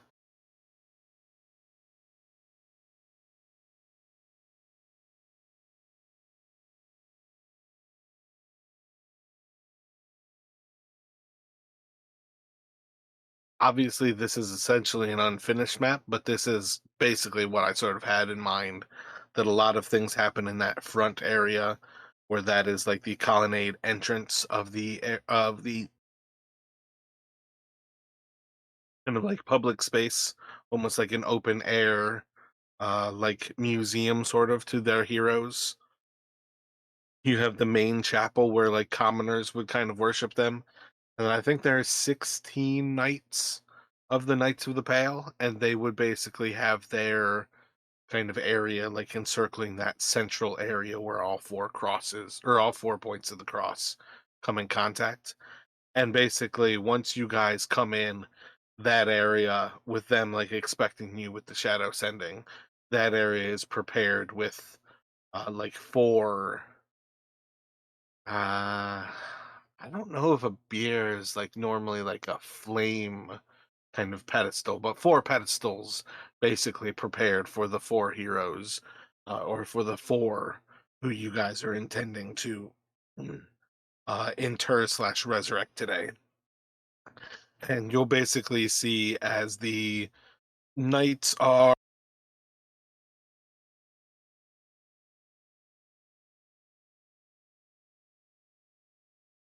mostly gathered before you. You can see that there are a few that are missing, but they're at about 70-75% strength, like inside of the actual chapel. And they encircle it. You guys can come in, gaining aid from their different like handmaidens and otherwise like knights in training who lend a hand carrying the bodies like to the pedestals. And in the long run, you'll have a pretty similar experience where Deanna basically like welcomes you all to the chapel, basically talks to you for a few moments to decide, I understand that we are here to attempt to save all of your friends, but I must be honest in that I can only attempt this twice a day. If we are to fail, we can fail for all time. It can prevent me as well. But are we prepared? Are we in agreement on who we try first? Do you all have any thoughts about are we trying to help? And she'll basically like I think she'll kind of question for a moment before kind of saying like Dalton and Fluorescent? Are you guys in need of Bill or Karina first? Who would you like me to start with? And kind of as soon as she asked that, Davrosa kind of like he's like Dalton first, and he almost like kind of like looks at like looks back at the others and glares almost as if like daring them to countermand him. Um, but he's less concerned with who is second. Do something, tons of fun. Yes, we will start with Dalton. That is a good choice. And I would think Karina would. No, wait. I would think Calrescent would be next. I mean, considering.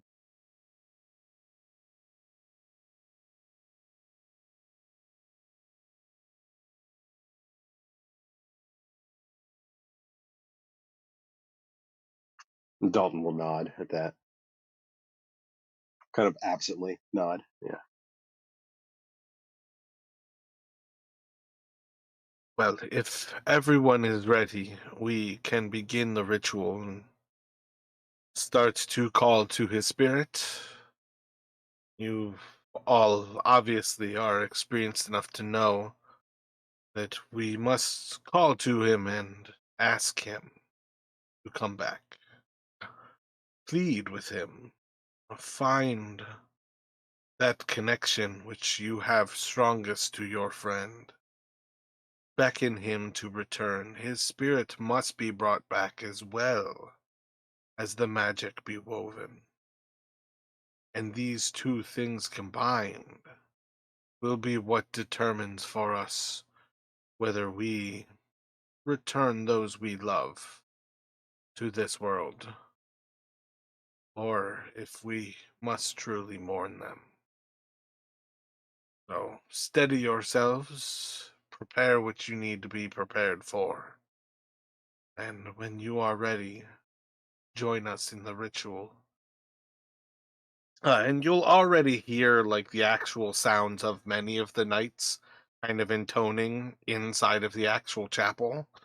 And then many of their actual servants are in like the kind of communal worship area, and they are also kind of intoning with this sort of like song-like thing that happens here. But eventually she's going to kind of like say these things and start to step away. Um, but basically kind of giving you guys like a last chance to ask any questions before she does like head away. Is there anything else that you need clarified before we begin?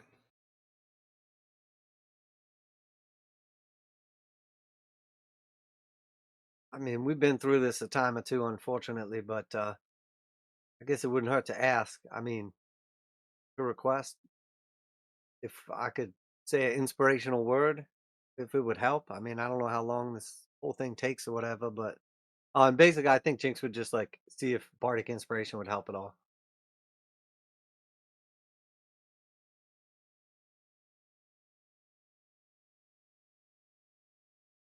I think this is a little. I think this is a little bit beyond the use of a bardic inspiration because we're talking about kind of like a prolonged ritual. It's not within like 10 minutes kind of thing. Okay, gotcha.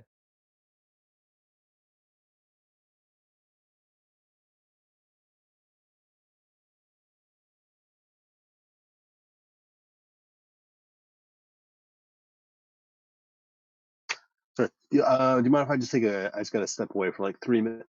I'll be back. Oh no, you're good. We can take another quick little break here and come back in a minute. All right. Thanks.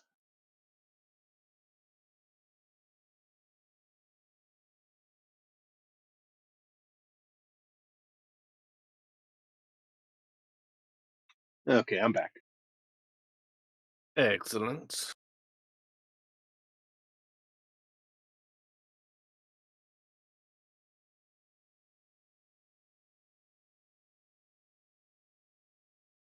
I'm still here.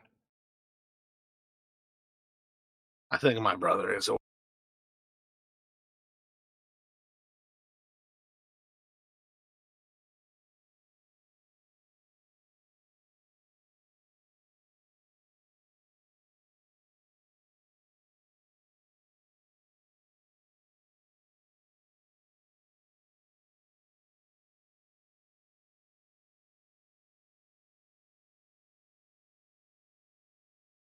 I'm back whenever. Not sure who else is here. Excellent. Should be all of us.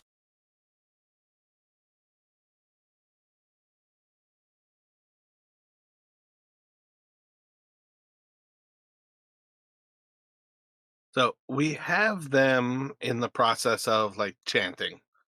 They have the four bodies set up on pedestals in the center of the church and have essentially started sort of like this chant that sort of rings very much sort of like a archaic kind of language slash very like prolonged like drawn out way of like saying these words and names and things.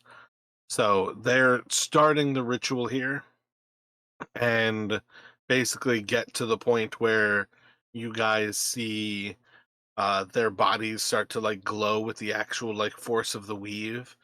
Deanna's hand sort of being held over the body of Dalton, and she's basically going to kind of finalize like this initial portion of the ritual, just kind of atoning uh Dalton de Marquis. And like with this kind of like final like finish, like you kind of like see like the power of her words sort of like rise his body up as his muscles almost like tense on the pedestal. And this is where she kind of like looks first towards one of you to effectively like call to his spirit. And this is where again like I want you guys to make checks to see if we can bring these people back. So it is again one of those things where I want to remind you, like part of what I want you to try to do is make a check that somebody else hasn't done, because it gets harder for him to be resurrected each time he dies, but it also will get harder if you do a check that somebody else has already done. So, who would like to go first making an appeal to Dalton? I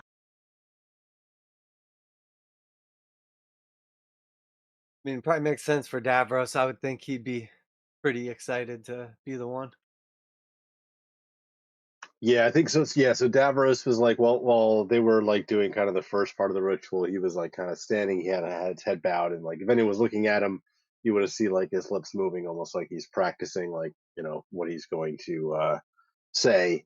Um, yeah, and he'll like step He forward. like wrote some notes on the palm of his hand and he's already sweated so much it's gone. Yeah, yeah, and he'll yeah, he's definitely like nervous, but he'll kind of like try to like steel himself as he steps forward and almost kind of like very hesitantly almost like reach out a hand to like place it on Dalton and then kind of like take it back a little bit. because he's not sure, like, all this, magic is beyond him. He doesn't want to, risk do anything to the ritual. So he'll um, kind of stop himself, and then um, kind of looking at Dalton will start speaking, and he'll just be like, son, I know you don't like me telling you what to do, but you need to come back for your mother, for me, friends here. I know you've had a time of it, but your time here is not, it's not done yet. Can't be. And I think for Davros, is probably just essentially like a persuasion check. Gotcha. Go ahead and roll a persuasion there. All right, and I think, can I use my inspiration to make it a flat roll? Yeah, that's fine. You can definitely use your inspiration. Okay. I feel like Davros obviously wants this to work. Oh Despite his no! actions.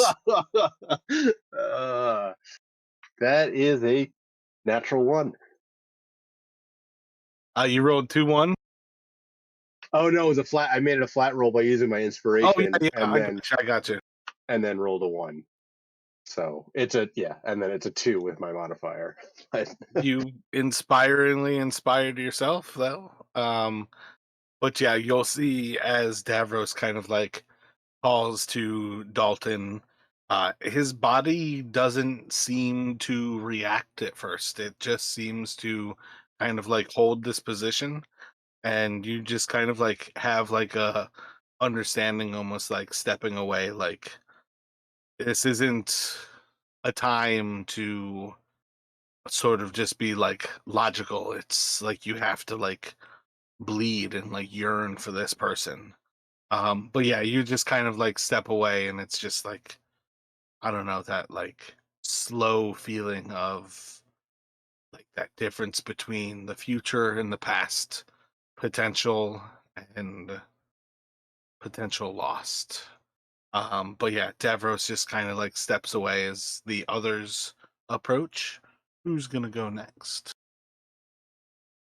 Yeah, probably almost like even like stumbles back, like he, like some part of him, some subconscious part of him realizes like he's failed, and you see him like almost, he looks smaller almost than you see, like he almost like shrinks in on himself a little bit. Yeah.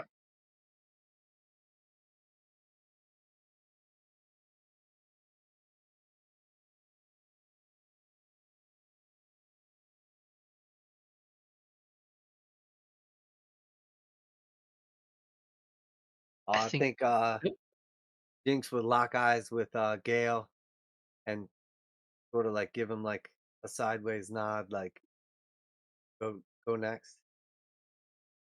Yeah, with that, Gale will step up, and he will, like, remembering how it went last time, he's gonna try to do the same, basically, like trying to find like the astral tether, keeping like his soul connected with his body, and try to connect with that, and go like, oh well, I mean, yeah, you should hopefully know what this is by now. It's a second time already. It's a short time. Uh,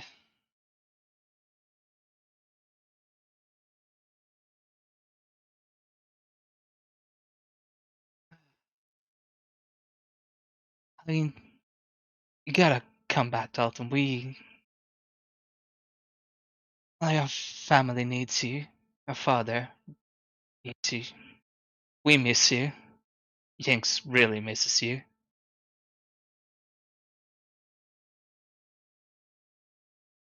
mean, I know you're not done yet. You still have plenty of things to do. You've cards to play, things to gamble. And you can't be done yet, right?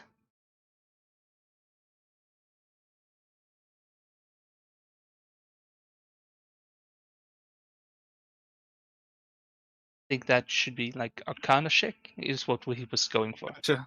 So yeah, I was gonna say like looking for the tether is definitely approaching. Like you're trying to make this Arcana. So yeah, do an Arcana for me. Yeah, that's a 15 at least.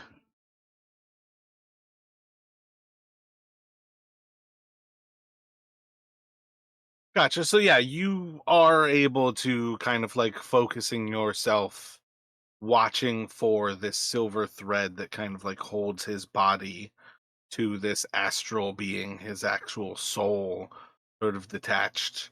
And you are able to draw at least like part of your own perception, like into this sort of darkness and this astral sea, and sort of like searching down as you have this conversation, effectively like turning this actual chapel into the void from your perception. You're kind of stepping through to the other side and track it just closer and closer as you have this conversation with Dalton. And you will eventually get to the point where you see him and seem to start to draw him back towards this silver thread, following it ever closer back into the real world. And Jinx?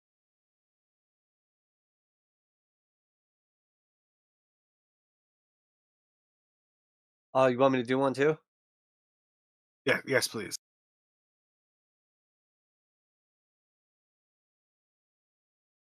All right, so Jinx will step up.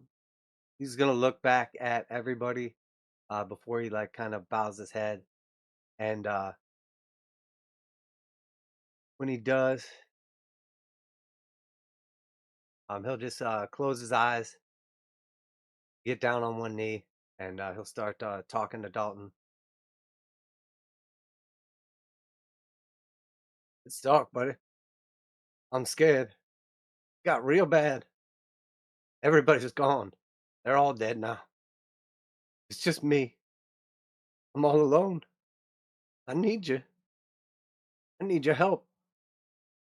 I never told you what happened to my family. They all died. I've been all alone my whole life. Till I met you guys.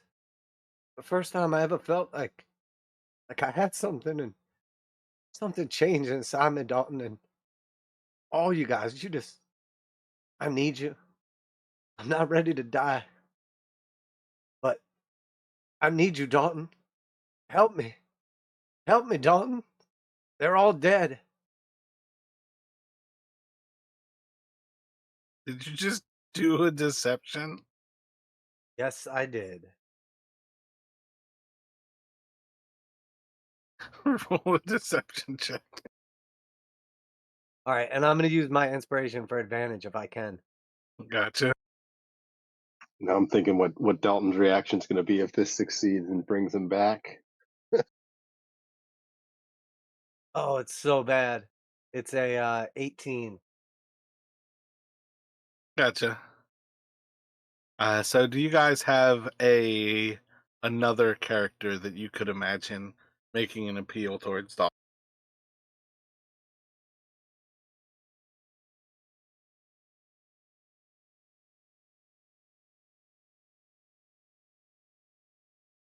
I mean, it's got to be Terrichin, right?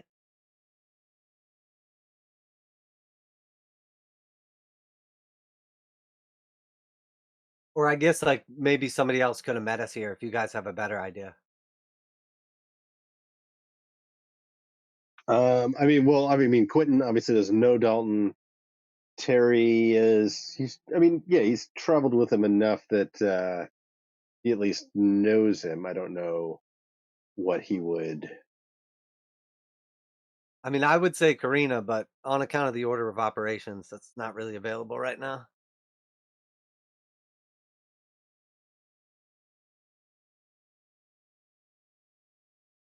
Barry's probably the next best thing.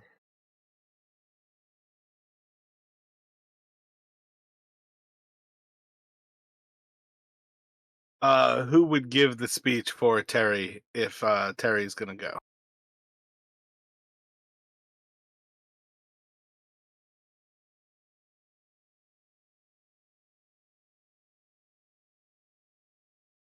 I mean, I'm. Let me know if if what you think of this, Gale and Jinx. But I'm almost thinking like Terry's essentially going to try to like he's almost gonna like yell at Dalton, like seeing like Jinx kind of on his knees. It's like, you can't leave me with this. This one's gonna be a mess without you. You better come back. You better not leave me with this guy like this. Um, Essentially trying to do like almost like an intimidation kind of thing, which was my initial thought of maybe Davros, but I went a different way.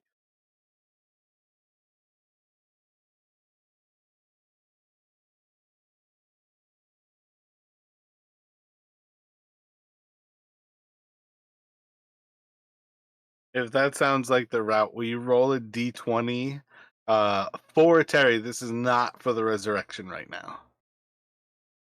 Yeah, I mean, Gale or Jinx, do you have any other thoughts about what Terry might do? Oh no, I like that. I thought that was pretty good. I think also maybe Terry's like, kind of been like self-appointed. Also, like, we've at times, declared him the leader. So I think maybe he could use like commanding if you're going for like the intimidation, like I'm in charge of your ass. You don't clock out until I say you clock out. You get your ass back here and you fight. That's what you're supposed to do. You know what I mean?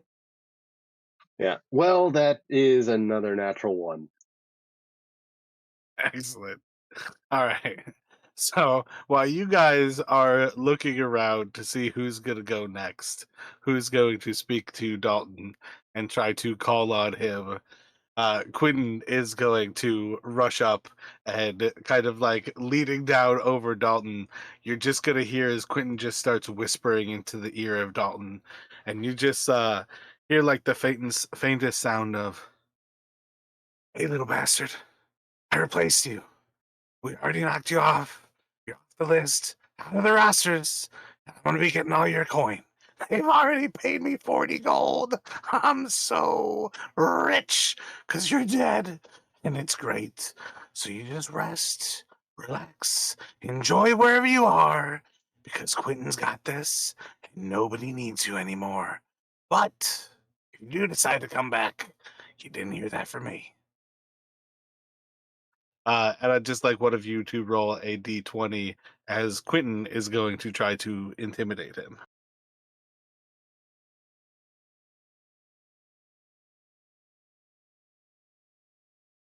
I rolled a 5. I feel like I meant for the Irregular to be doing something that they actually have the bonus on. I don't know if sidekicks are created in such a way that he would have intimidation, but let me look real quick.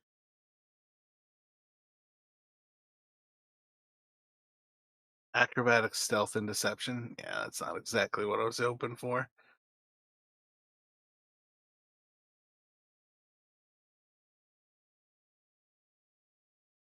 Yeah, 5's gonna be a little bit low for that though. I can't really see how that would swing. Um, yeah, they are a charisma character though.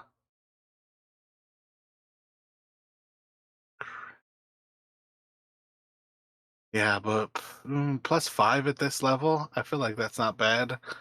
Oh yeah, but he already has died once, so a 10's not even sufficient here. So yeah, we're gonna have him kind of approach, and then this is going to be where you guys now have him basically at 2 fails and 2 successes. This is where whoever you send forward, whatever speech you give, you want to make sure that you crush this.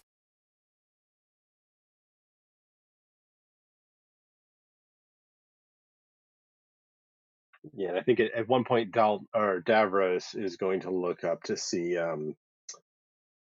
Quentin whispering to Dalton, and um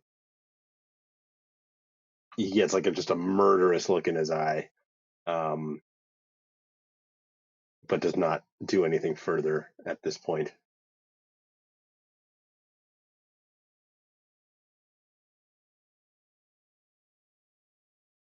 It's like, I'm not sure if it's bad luck to murder someone in the chapel where I'm trying to revive my son, but I feel like I should at least wait to murder him until afterwards. Yeah, pretty much. Yeah. And he's also thinking like I don't think that's what the priest gave me this sword for, was to murder somebody in another church.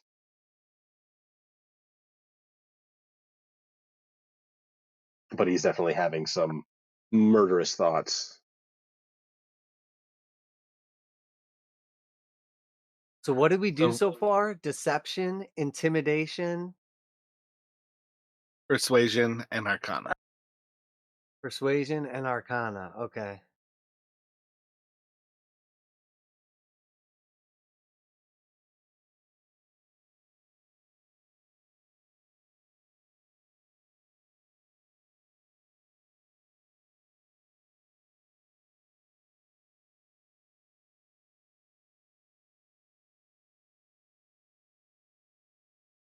Jinx like definitely just like looking at the floor, like avoiding eye contact, like doesn't want to be the one to fuck this up.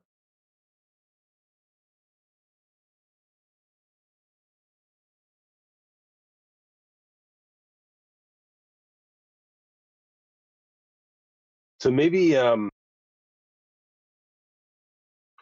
was thinking like if Davros kind of like he like if he approached again, and maybe Dalton is named after, he's named after Davros's own, say, like grandparent, and I was thinking like maybe Davros, he was also like in an adventurer of sorts, and maybe he had died and come back and gone on to do great things or after that, and Davros is going to try to essentially kind of using that as an example, like I was trying to think of a way to make like do something that we haven't used yet, but history is more to like recall things, so I don't know if that would work, but Oh no, I think that's definitely one of those ways that you can definitely use it.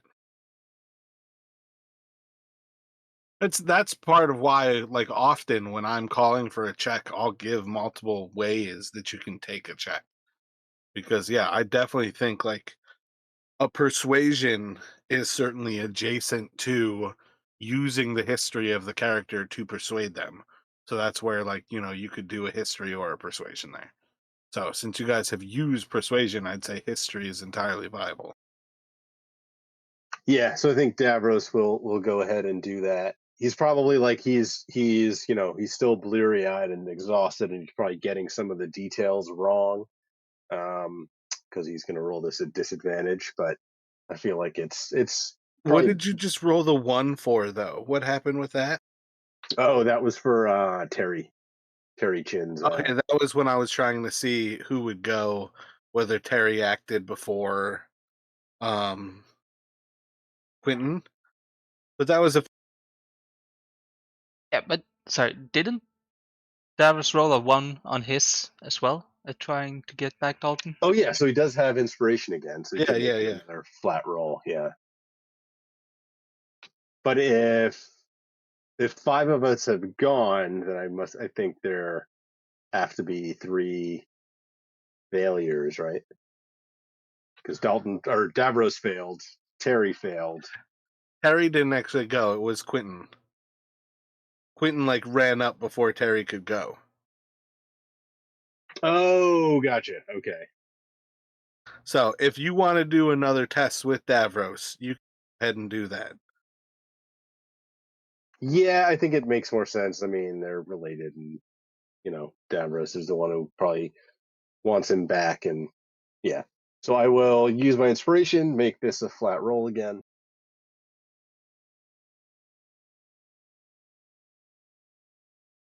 Okay, and that time was a natural 20, so that's a 23 on his history.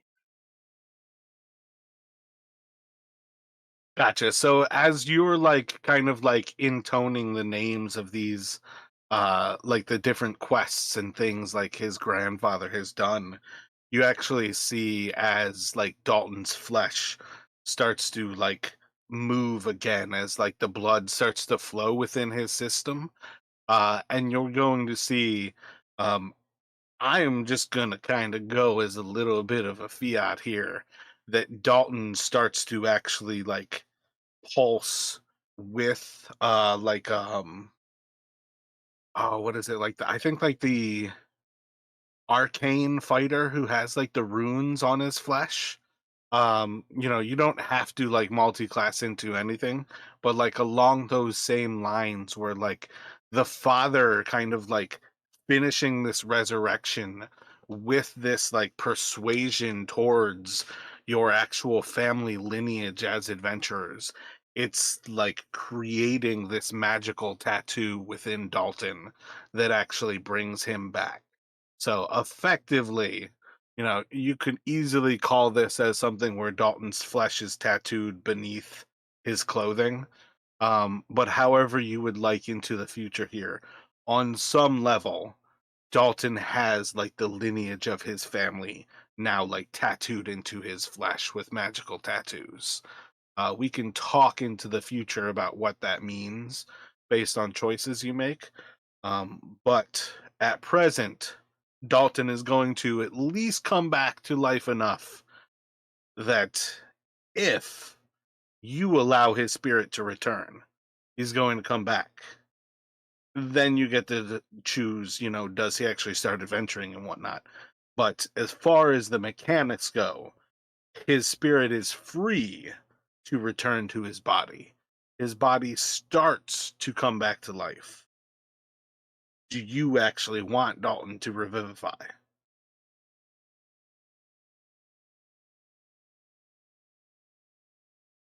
Um, so Jinx's deception failed, right? That was one of the failures. No. I think Jinx and Gale were successful. You basically went 1-1, and then Quentin failed. So I think it was Okay. Quentin and then your first persuasion were the failures. Gotcha. Okay. Yeah, so I think Dalton, and I like the idea about the runes, yeah, for sure. So I think Dalton his spirit, his soul will return to his body. I'm going to give it some thought as to whether I want him to potentially pick up adventuring again, or maybe go off in a different, more NPC like direction. If that's all right, I might have to think about that a bit. Yeah, so he doesn't even have to come back to any level of consciousness right now. But effectively, Dalton is going to come back to life here. So you don't have to be prepared to roleplay him. And I think my times are correct that we're about at quitting time. So we're kind of good there. If you will, can you roll a D100 for me, Dalton? Sure. Because I was almost going to say, like, if he saw, like if he was coming back mostly because of Jinx's like deception, and then he saw that like the other people were still alive. I had some thoughts about how he might react to that, but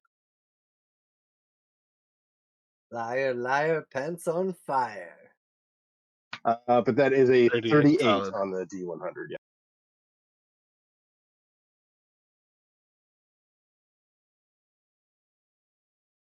Come back just to haunt Jinx for.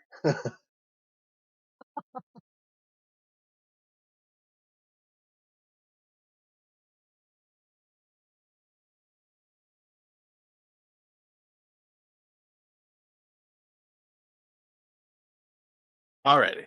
So that gives us Dalton revived. We don't necessarily have to go through the rest of these rituals where you guys all have specific things to say.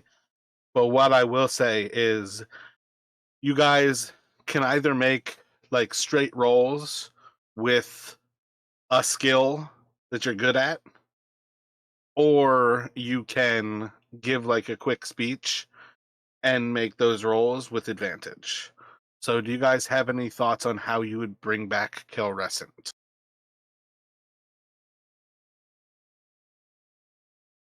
I would definitely say something to Calrescent.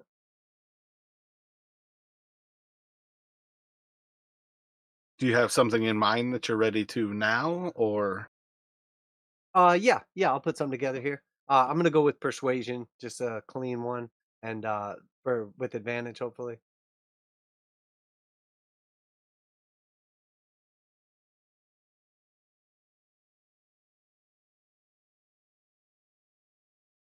Calrescent, it's Jinx. Uh, Not sure if you can hear me. Probably feels pretty good right now to be with your maker. You did him well. You were loyal, but your job's not done here. We still need you. We haven't been able to seal up the gate yet. The barbarians are at the door. The city needs you. Everybody. We all need you. It was a shame you fell. None of us saw it coming, but it was meant to be. I don't know if you believe in destiny or fate or whatever it is, but I'm sure that it was meant to be. Just as sure as I am that you're meant to be back here, back on this plane, because your job ain't done. So rise up.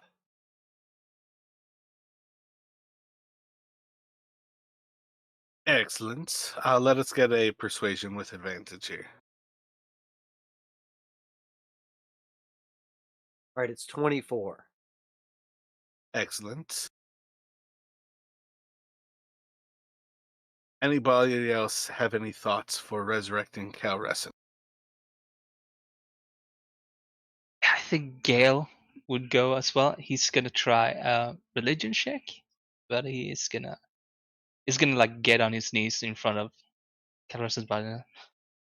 I'm not usually the religious type. I'm wizard, mostly have my head in books, but here I am, praying for the first time.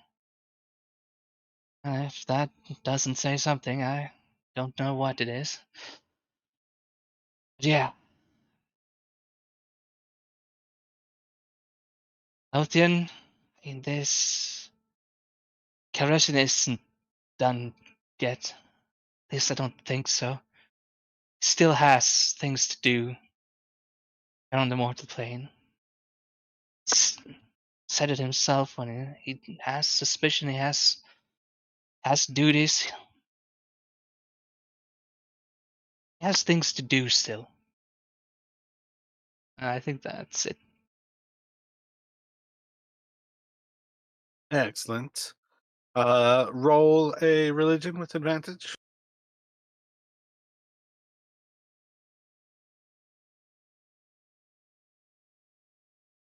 See, that is 17. Excellent.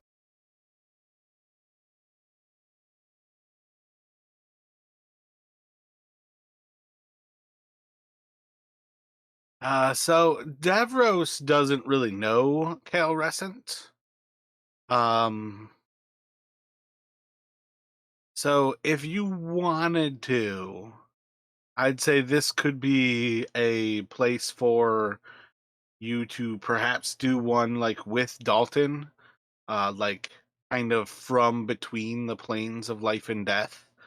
Dalton recognizing at least enough to like know that he's back, even if his consciousness is kind of between. So I'll give you that option at this point with Dalton alive, that he could potentially help with the others, as he's like between spaces right now. But do you have any thoughts, Justin, on how you might participate in this one? Yeah, I was thinking, yeah, kind of along the same lines. Like Davros doesn't really know Kilrescent, so he's probably pretty emotionally drained from the efforts with Dalton. So I don't think Davros would be of too much help here. But like Dalton, maybe.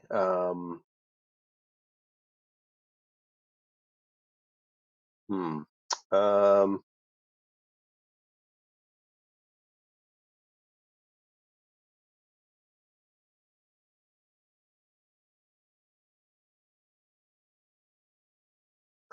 I think so. I guess like Dalton is returning. I'm almost thinking like I don't think this is how it would work, but almost like as he feels himself returning, almost like surreptitiously, like kind of like um almost like connecting himself to Calrescent to like bring him back with him. Like I was thinking almost like tying a little knot in the astral rope to like have him come back with him. But I think probably more realistic would be he knows it. He knows Calrescent like takes his duty very seriously, and I think he's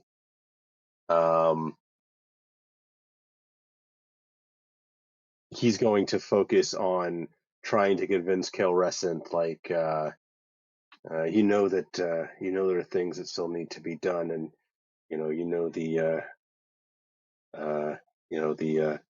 higher ups in your some of the higher ups in your organization if they don't listen to us they might listen to you, and things that still need to be done, and if you're not around who's going to do them,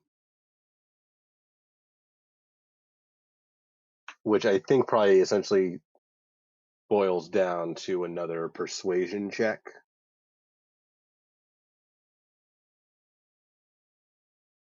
Trying to think of something else that he could really use, but nothing's really jumping out at me. Gotcha. So yeah, roll a persuasion here for me.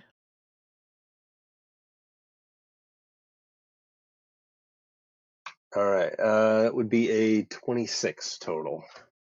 I was gonna say yours needs to be high, so that's a good roll there. Because I think coming back from the dead, I think it's like -40 your stats, like you gain 1 per day kind of thing as you come back. So it needed to be high. That was a good roll.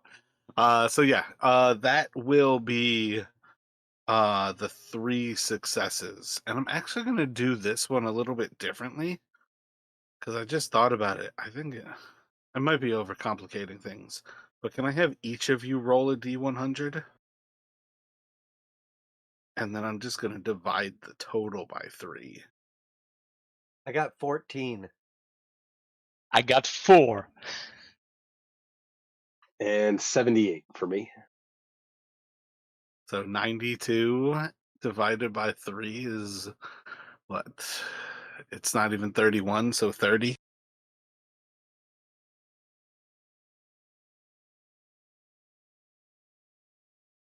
Any thoughts for Karina?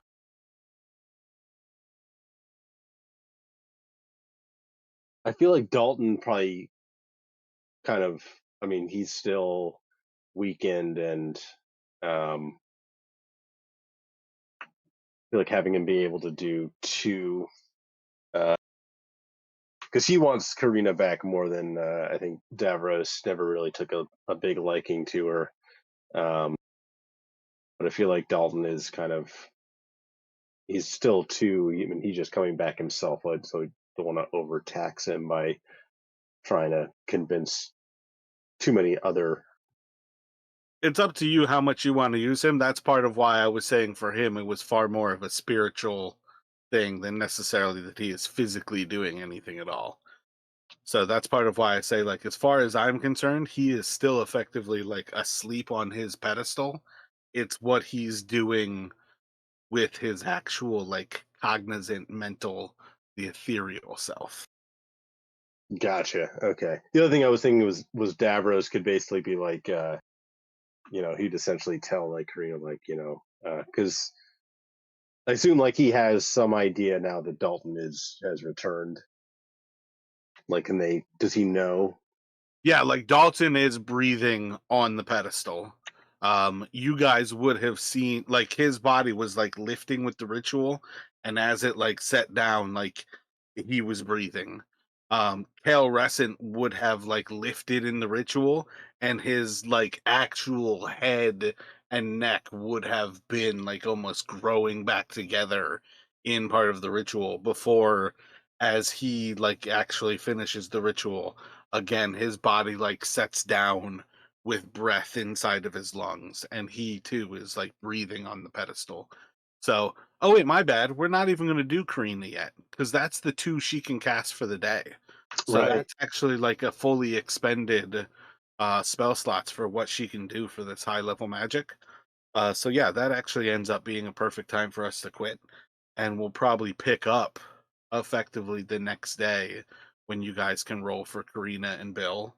But again, it's far less important that we actually like do their roles so much as I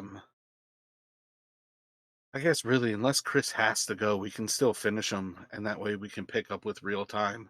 Does that work for you, Chris? Yeah, I mean that works. And you're good with that right now, Justin? If we take a few more minutes to like roll these last 2. Yeah, I'm good. So effectively then, we would have, 2 people on the pedestals, but you guys can have again pretty much whoever you want here. Uh Dalton is at a -3 the next day to his rolls. And if you had Calrescent do anything, he also would be at a -3. Gotcha. Yeah, I think for Karina, Davros is going to be. He would basically say like, "Oh, no, we didn't really get along.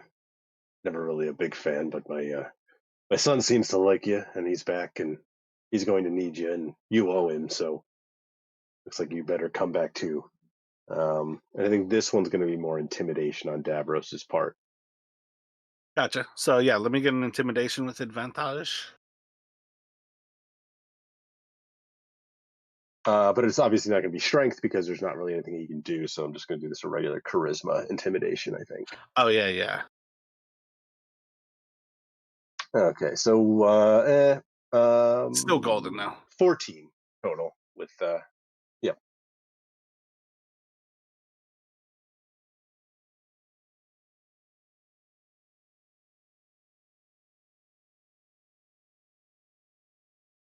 I'll do one for Karina too.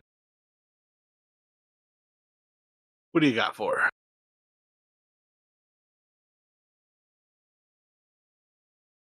So it's no secret that you and I haven't exactly been the best of friends, and if I was one to hold a judge, if I was one to hold a grudge, I might get up here and just pretend like I was going through the motions. But I'm not. I know that you were under the effects of a magic spell, and that's the only reason you attacked me. And truth be known, only reason I even cared is because I was embarrassed because you felled me in a single blow and I nearly died. That being said, once I zapped you with that lightning bolt, as far as I was concerned, we're even. Well, we were even, that is. But I'm willing to go one up on this one. You come back right now, because I know that's what Dalton wants. He cares about you.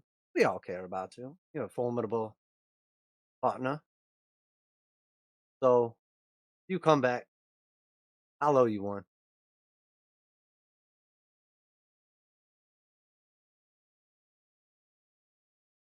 Thinking persuasion, Yeah, I'm gonna try history. persuasion again. Gotcha. Oh, I didn't ask that. Is that with advantage though? Because I did a Oh 3. yeah. Okay, At okay. this point, you guys can have it for giving speeches to these minor characters. Okay, I thought so. So I got a nat 20 and a 1. So the nat 20 gives me a 30 total. Solid. And then Chris, do you have anything in mind for Gale? Yeah, I mean he's gonna go with his tried and true Arcana check. Sure what he would say to her though.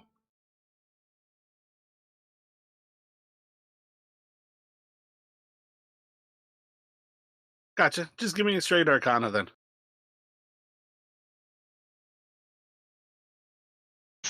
14. Probably still over a 10. Yeah, I was gonna say I'm pretty sure you have to roll a 1.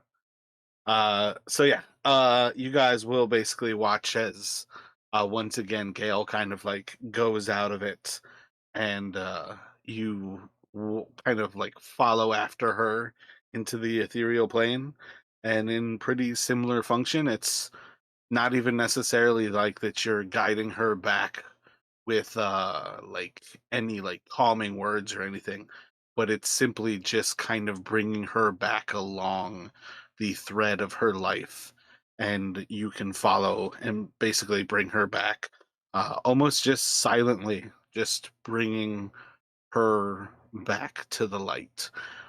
And as you kind of come to, you hear that like gasp of life entering back into her lungs as she takes that first breath.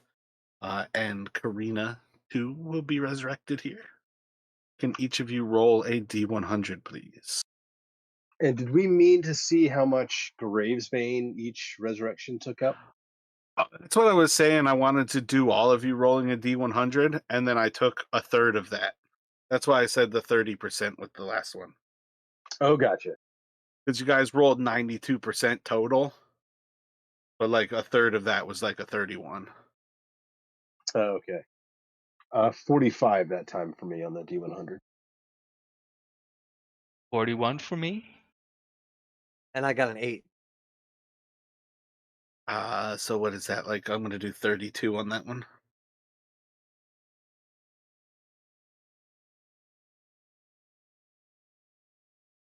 And how about for Bill? I know how much you guys love these lizard folk.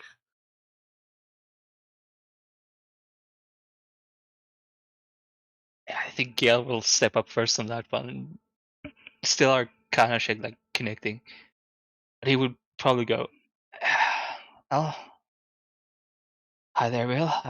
Haven't known you too long yet, but I know that you need to come back, or pretty sure Bob is gonna kill us all. So yeah, there's that. I mean, yeah, we need you back, Bill.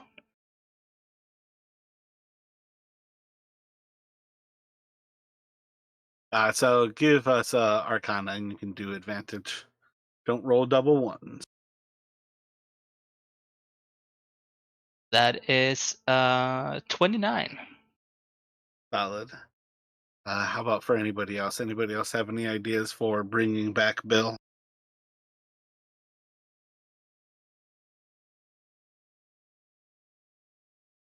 Yeah, I'll go next.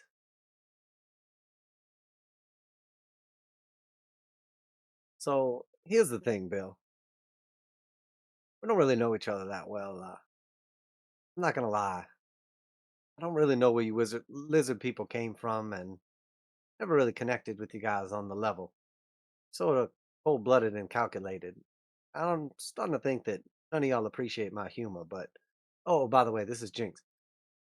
Here's the thing though, okay? And I want you to really take this to heart because it means a lot to me. I don't want to die. And we keep getting fucked up pretty bad. And as long as you're gone, Bob won't fight for us. So we need Bob, which means we need you.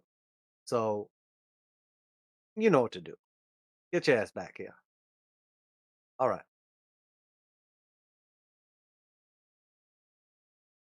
All right, I'm charging you on this one. You can roll. What are you thinking there? A persuasion? I mean, I feel like persuasion in general is kind of just my go-to, but like I'm okay if you want to mix it up. Well, if you have something else in mind, you're welcome to it, is what I was getting at. But I'm going to give you advantage and disadvantage. So you can roll with advantage, but I'm giving you a -5 to your roll.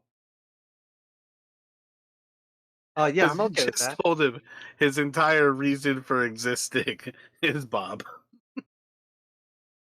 Yeah, I'm okay with that. I think that makes sense. I mean, I think realistically that was like Jinx's thing. He's like, I don't really know what to say to you, but I know as long as you're not here, the person that Yeah, I yeah. need at my covering my ass isn't here, so come back. So still roll with advantage, but -5 it. Yeah, it's effectively an even roll, is how the numbers usually work out. Advantage tends to be a +5. Okay, Yeah, it's another so nat 20, so it's a 30 minus yeah, 5, so 25. solid. Do you have any ideas, Justin, for how Davros might approach the lizard man.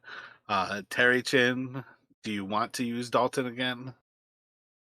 I think so. Davros, he doesn't really know Bill, but he's probably, Dalton told him a little bit about him and how they kind of first met. Because Bill was one of the ones who was the enslaved lizard folk who were, Yeah. uh, I mean, realistically, Bill, Bob, and Tom are from Malchin's storyline. yeah. So I think Davros is going to, and he probably doesn't really know like the whole like calculating lizard folk side. So he's going to be like, um, I we don't know each other, but I've heard your story, and the ones there are those who did this to you who haven't yet faced the punishment they deserve. You need to come back, and we can help you mete that out.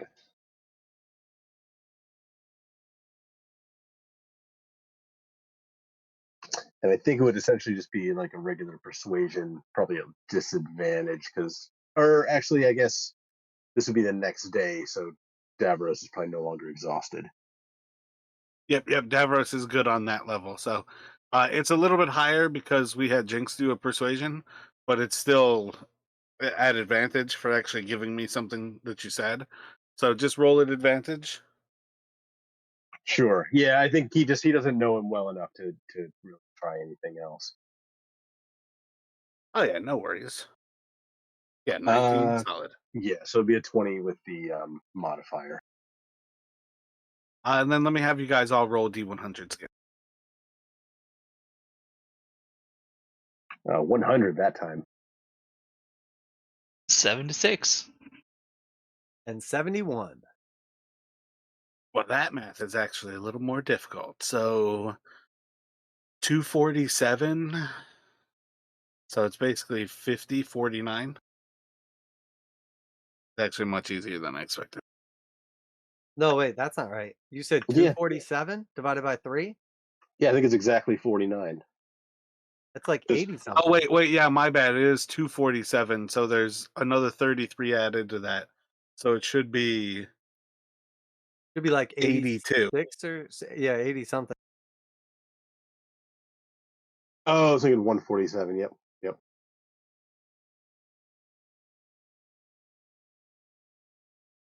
It's 49 from the 270s. If it was a third of the 270s. But that still works. 33 and the 49 was how I got the 82. So in total, you guys consumed 144 percentage. So you have nearly 300% of the needed Gravesbane still kind of remaining. So you guys basically oh wait. I skipped over one of them. My bad. I think you used 100% on the first two. So yeah, you used about 182%. So you have about 260% kind of remaining thing.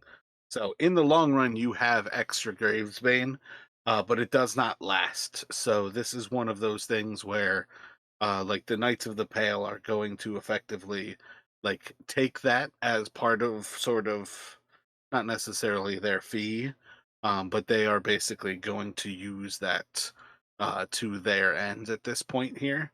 But effectively, I think we're going to call things here. We've got your characters resurrected. We definitely know that giving advantage on resurrection speeches makes it extremely easy to revive people, as those all three got 3 and 0 instead of coming close with the 3 and 2 on Dalton. So might have been dangerous for Dalton not to have the advantage as we sped things up, but he was the one that we really needed to revive. So Well, it makes sense too if somebody has like already died once, if it's like harder, not just with like the die roll, but maybe even not having the factor of like the advantage and stuff. I don't know like the exact mechanic, but seems like it makes yeah, I sense. was thinking just like as a DC 12 instead of a DC 10. So at first it's basically a little bit better than 50%, and then it's basically a little bit better than 60%. And like each time it'll go up probably by about 2 until effectively they're next to unrevivable. Yeah, I mean, it was looking pretty bad there, and then Davros rolled that 20. That was pretty dope. So obviously the dice never lie. Yep, Yeah, of course. definitely a very solid final roll from Davros there. Yep, after I rolled 2 1s. Yeah, I was starting to wonder if it was meant for him to come back or if you were sabotaging there. But with the net 20, I was like, all right, he's got to come back now. Even if he doesn't adventure, at least like he's alive. I was already thinking with Quentin, I'm like, if nobody jumps at this, Quentin's gonna run forward and say something. Oh, you cut out right there. Oh, my bad. I was saying I was gonna say like Quentin jumps forward and says something to Dalton. And then one of you guys said, "Well, Quentin doesn't know Dalton, so clearly he's not going to do it." I'm like, "Ho ho ho ho, au contraire." And now that Dalton's back, I'm thinking like Davros is going to give him a little bit of time to kind of recover, and then he's going to want to know what Quentin said, and if Dalton remembers it, um, I think I don't know. Davros is going to he might want to have some words with Quentin. Because he doesn't know. Like I mean, yeah, he doesn't know whether Quentin was essentially trying to goad him back or trying to, But given he doesn't really like him in the first place, Yeah, I was definitely thinking of it as like the goading blow from Fighters. But yeah, 100% like an intimidation of, "This is my world now." yeah, I think if Dude, I Dalton thought that had was not, hilarious. I think if Dalton had not come back and Davros, he would have, again, irrationally thought like, okay, whatever Quentin did, that's why Dalton didn't come back, and he would have gone after him. But I think it's probably a little less likely because Dalton is alive again. Oh, that would have been absolutely wicked. That would have been fucking hilarious. Sadly, it would have to be at the cost of Dalton. But oh my gosh, as soon as he failed, I was like, oh, he's definitely going to get murdered by Davros. Yeah, yeah,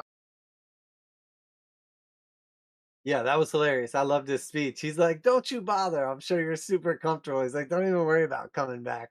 Clinton's got it now." That was fucking hilarious.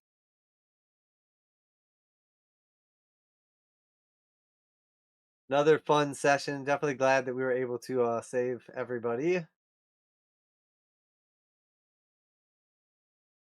Still had planned, like I had the start of the temple prepared. And I'm like, oh yeah, we're definitely going to make it to the temple. And all of a sudden, I'm like, damn, the time fucking flies on these games. yeah. Well, I mean, we spent probably more time than I thought we were going to do with the druid, like still in the necropolis. But it was good. It was It's good role play. I think it just, yeah, that's kind of, I think, took up some time. Yeah, it's definitely one of those weird things where it's just like, there's interesting people around the city that can definitely be distracting. But that's one of those things too where it's just like, yeah, you guys can risk trying to make your way out of this area, or you can like risk role playing with a character who's potentially interesting. Yeah, Because I I mean, don't know, I never played a bard before, and I definitely enjoy like I've always enjoyed role playing like since I started playing D&D because I've never really done it before. But I really enjoy it with a bard. I think it's fun as shit. So anytime you guys don't want to role play and you want more action or whatever, by all means, just let me know. oh, I love like actual chaotic characters. Like when I get to role play, I definitely want to be the chaotic character who is just like lighting fires underneath people's asses. Well, and it's fun too because like most heroic like characters or whatever, you're not gonna like ever like RP that they're like scared. So it's like fun to be like, you're like this big hero, but also you're like, I don't want to fucking sleep in the graveyard.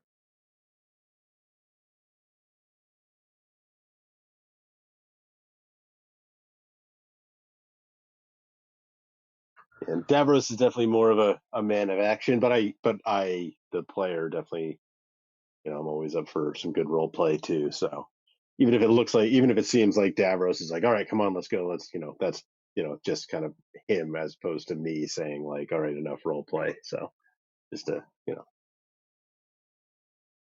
Well, and that's even why after a while I'm just like, look, you guys have free reign with these characters, or we can just like put you to bed and wake up the next day. But that's definitely where I was like, a druid could definitely give you some like druidic Ambien. I can put you to sleep if you want a good night's sleep. I thought I was like, I can give you like an animal friend who's gonna wake you up in the morning. Like I can do all of these things because that's what I was thinking. Was like, oh yeah, you need a wake up call, and I'm just gonna like put a bunch of mice with you that are like sleeping in your bed. So when the sun rises, all of the mice start to like nibble on Davros. Yeah, and I think if Andak didn't seem quite so insane, Davros might have taken him up on the offer. But yeah, he was definitely thinking like, yeah, he could do that, but do I trust him to actually remember? Yeah. Yeah, And now that you guys have like gotten away, I think it's entirely viable that you basically know from Gale, like the guy is putting on a show because it keeps people away if he acts batshit crazy.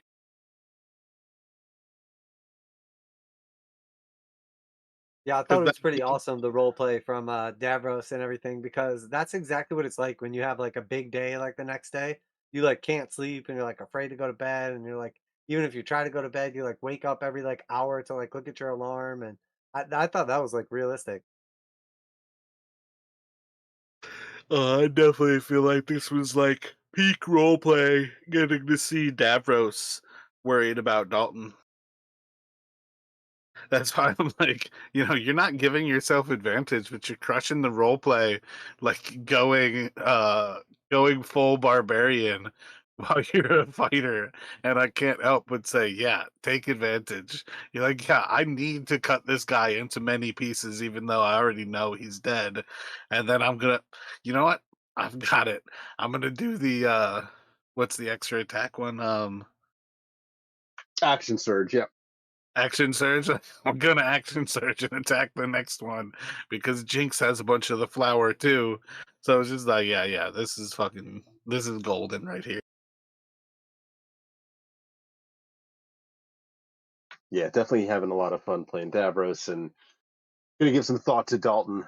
Um, and even if I turn him kind of into NPC for now, that's not to say that I wouldn't change my mind. But yeah, I'll give a think to that. Well, I was also thinking like, don't forget, there's the viability that like Davros can be your sidekick to Dalton, or Dalton can be your sidekick to Davros. Like, you don't have to completely retire one or the other.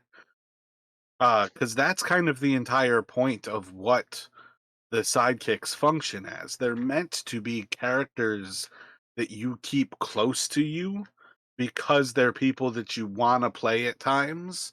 And in particular, they're also there for when a character dies, that you have somebody who immediately jumps in. And generally, you're never left with that position like we had Karina and Dalton knocked out, where we had nobody for you. So, like, usually the idea is, well, one character should still be alive. But yeah, don't forget, like, you could have the Davros family basically fighting together. Yeah, and then Davros would basically think like, all right, if you're gonna keep this adventuring stuff up, you're not doing it like alone. Precisely. It's the like almost like absolute thing that he has to do.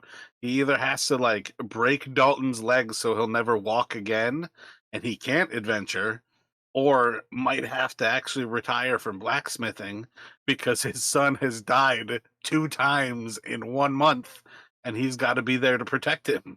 So it's definitely one of those things to keep in mind, like how you might approach these two role playing together, because there are those options. Like I feel like it's one of those things that's part of why the sidekicks are just meant to be simple character sheets.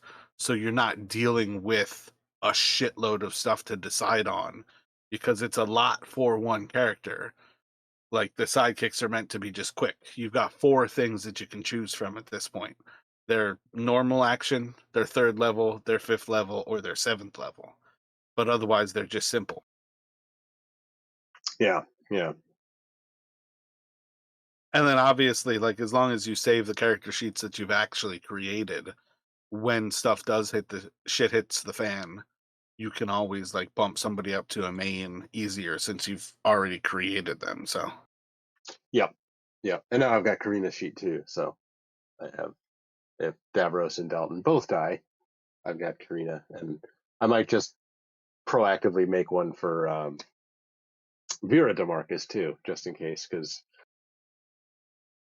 But yeah. But anyway, my dinner's ready, so I'm gonna go ahead and call it a night. Sounds good. Thanks for staying on a little bit later, Chris. And then Be well, everyone. Have a wonderful week here. all right, catch you guys next week. Have a good night, everybody. All right, Yeah. later, guys. Have a good night. It was definitely fun, as always. Definitely laughed when Chris hit me with the "it's okay to be afraid."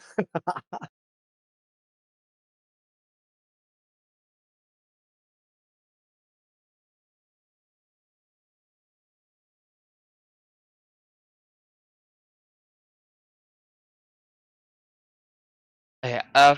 See you guys in a week. Good night. All right, take it easy, Night, buddy. Chris. See you later.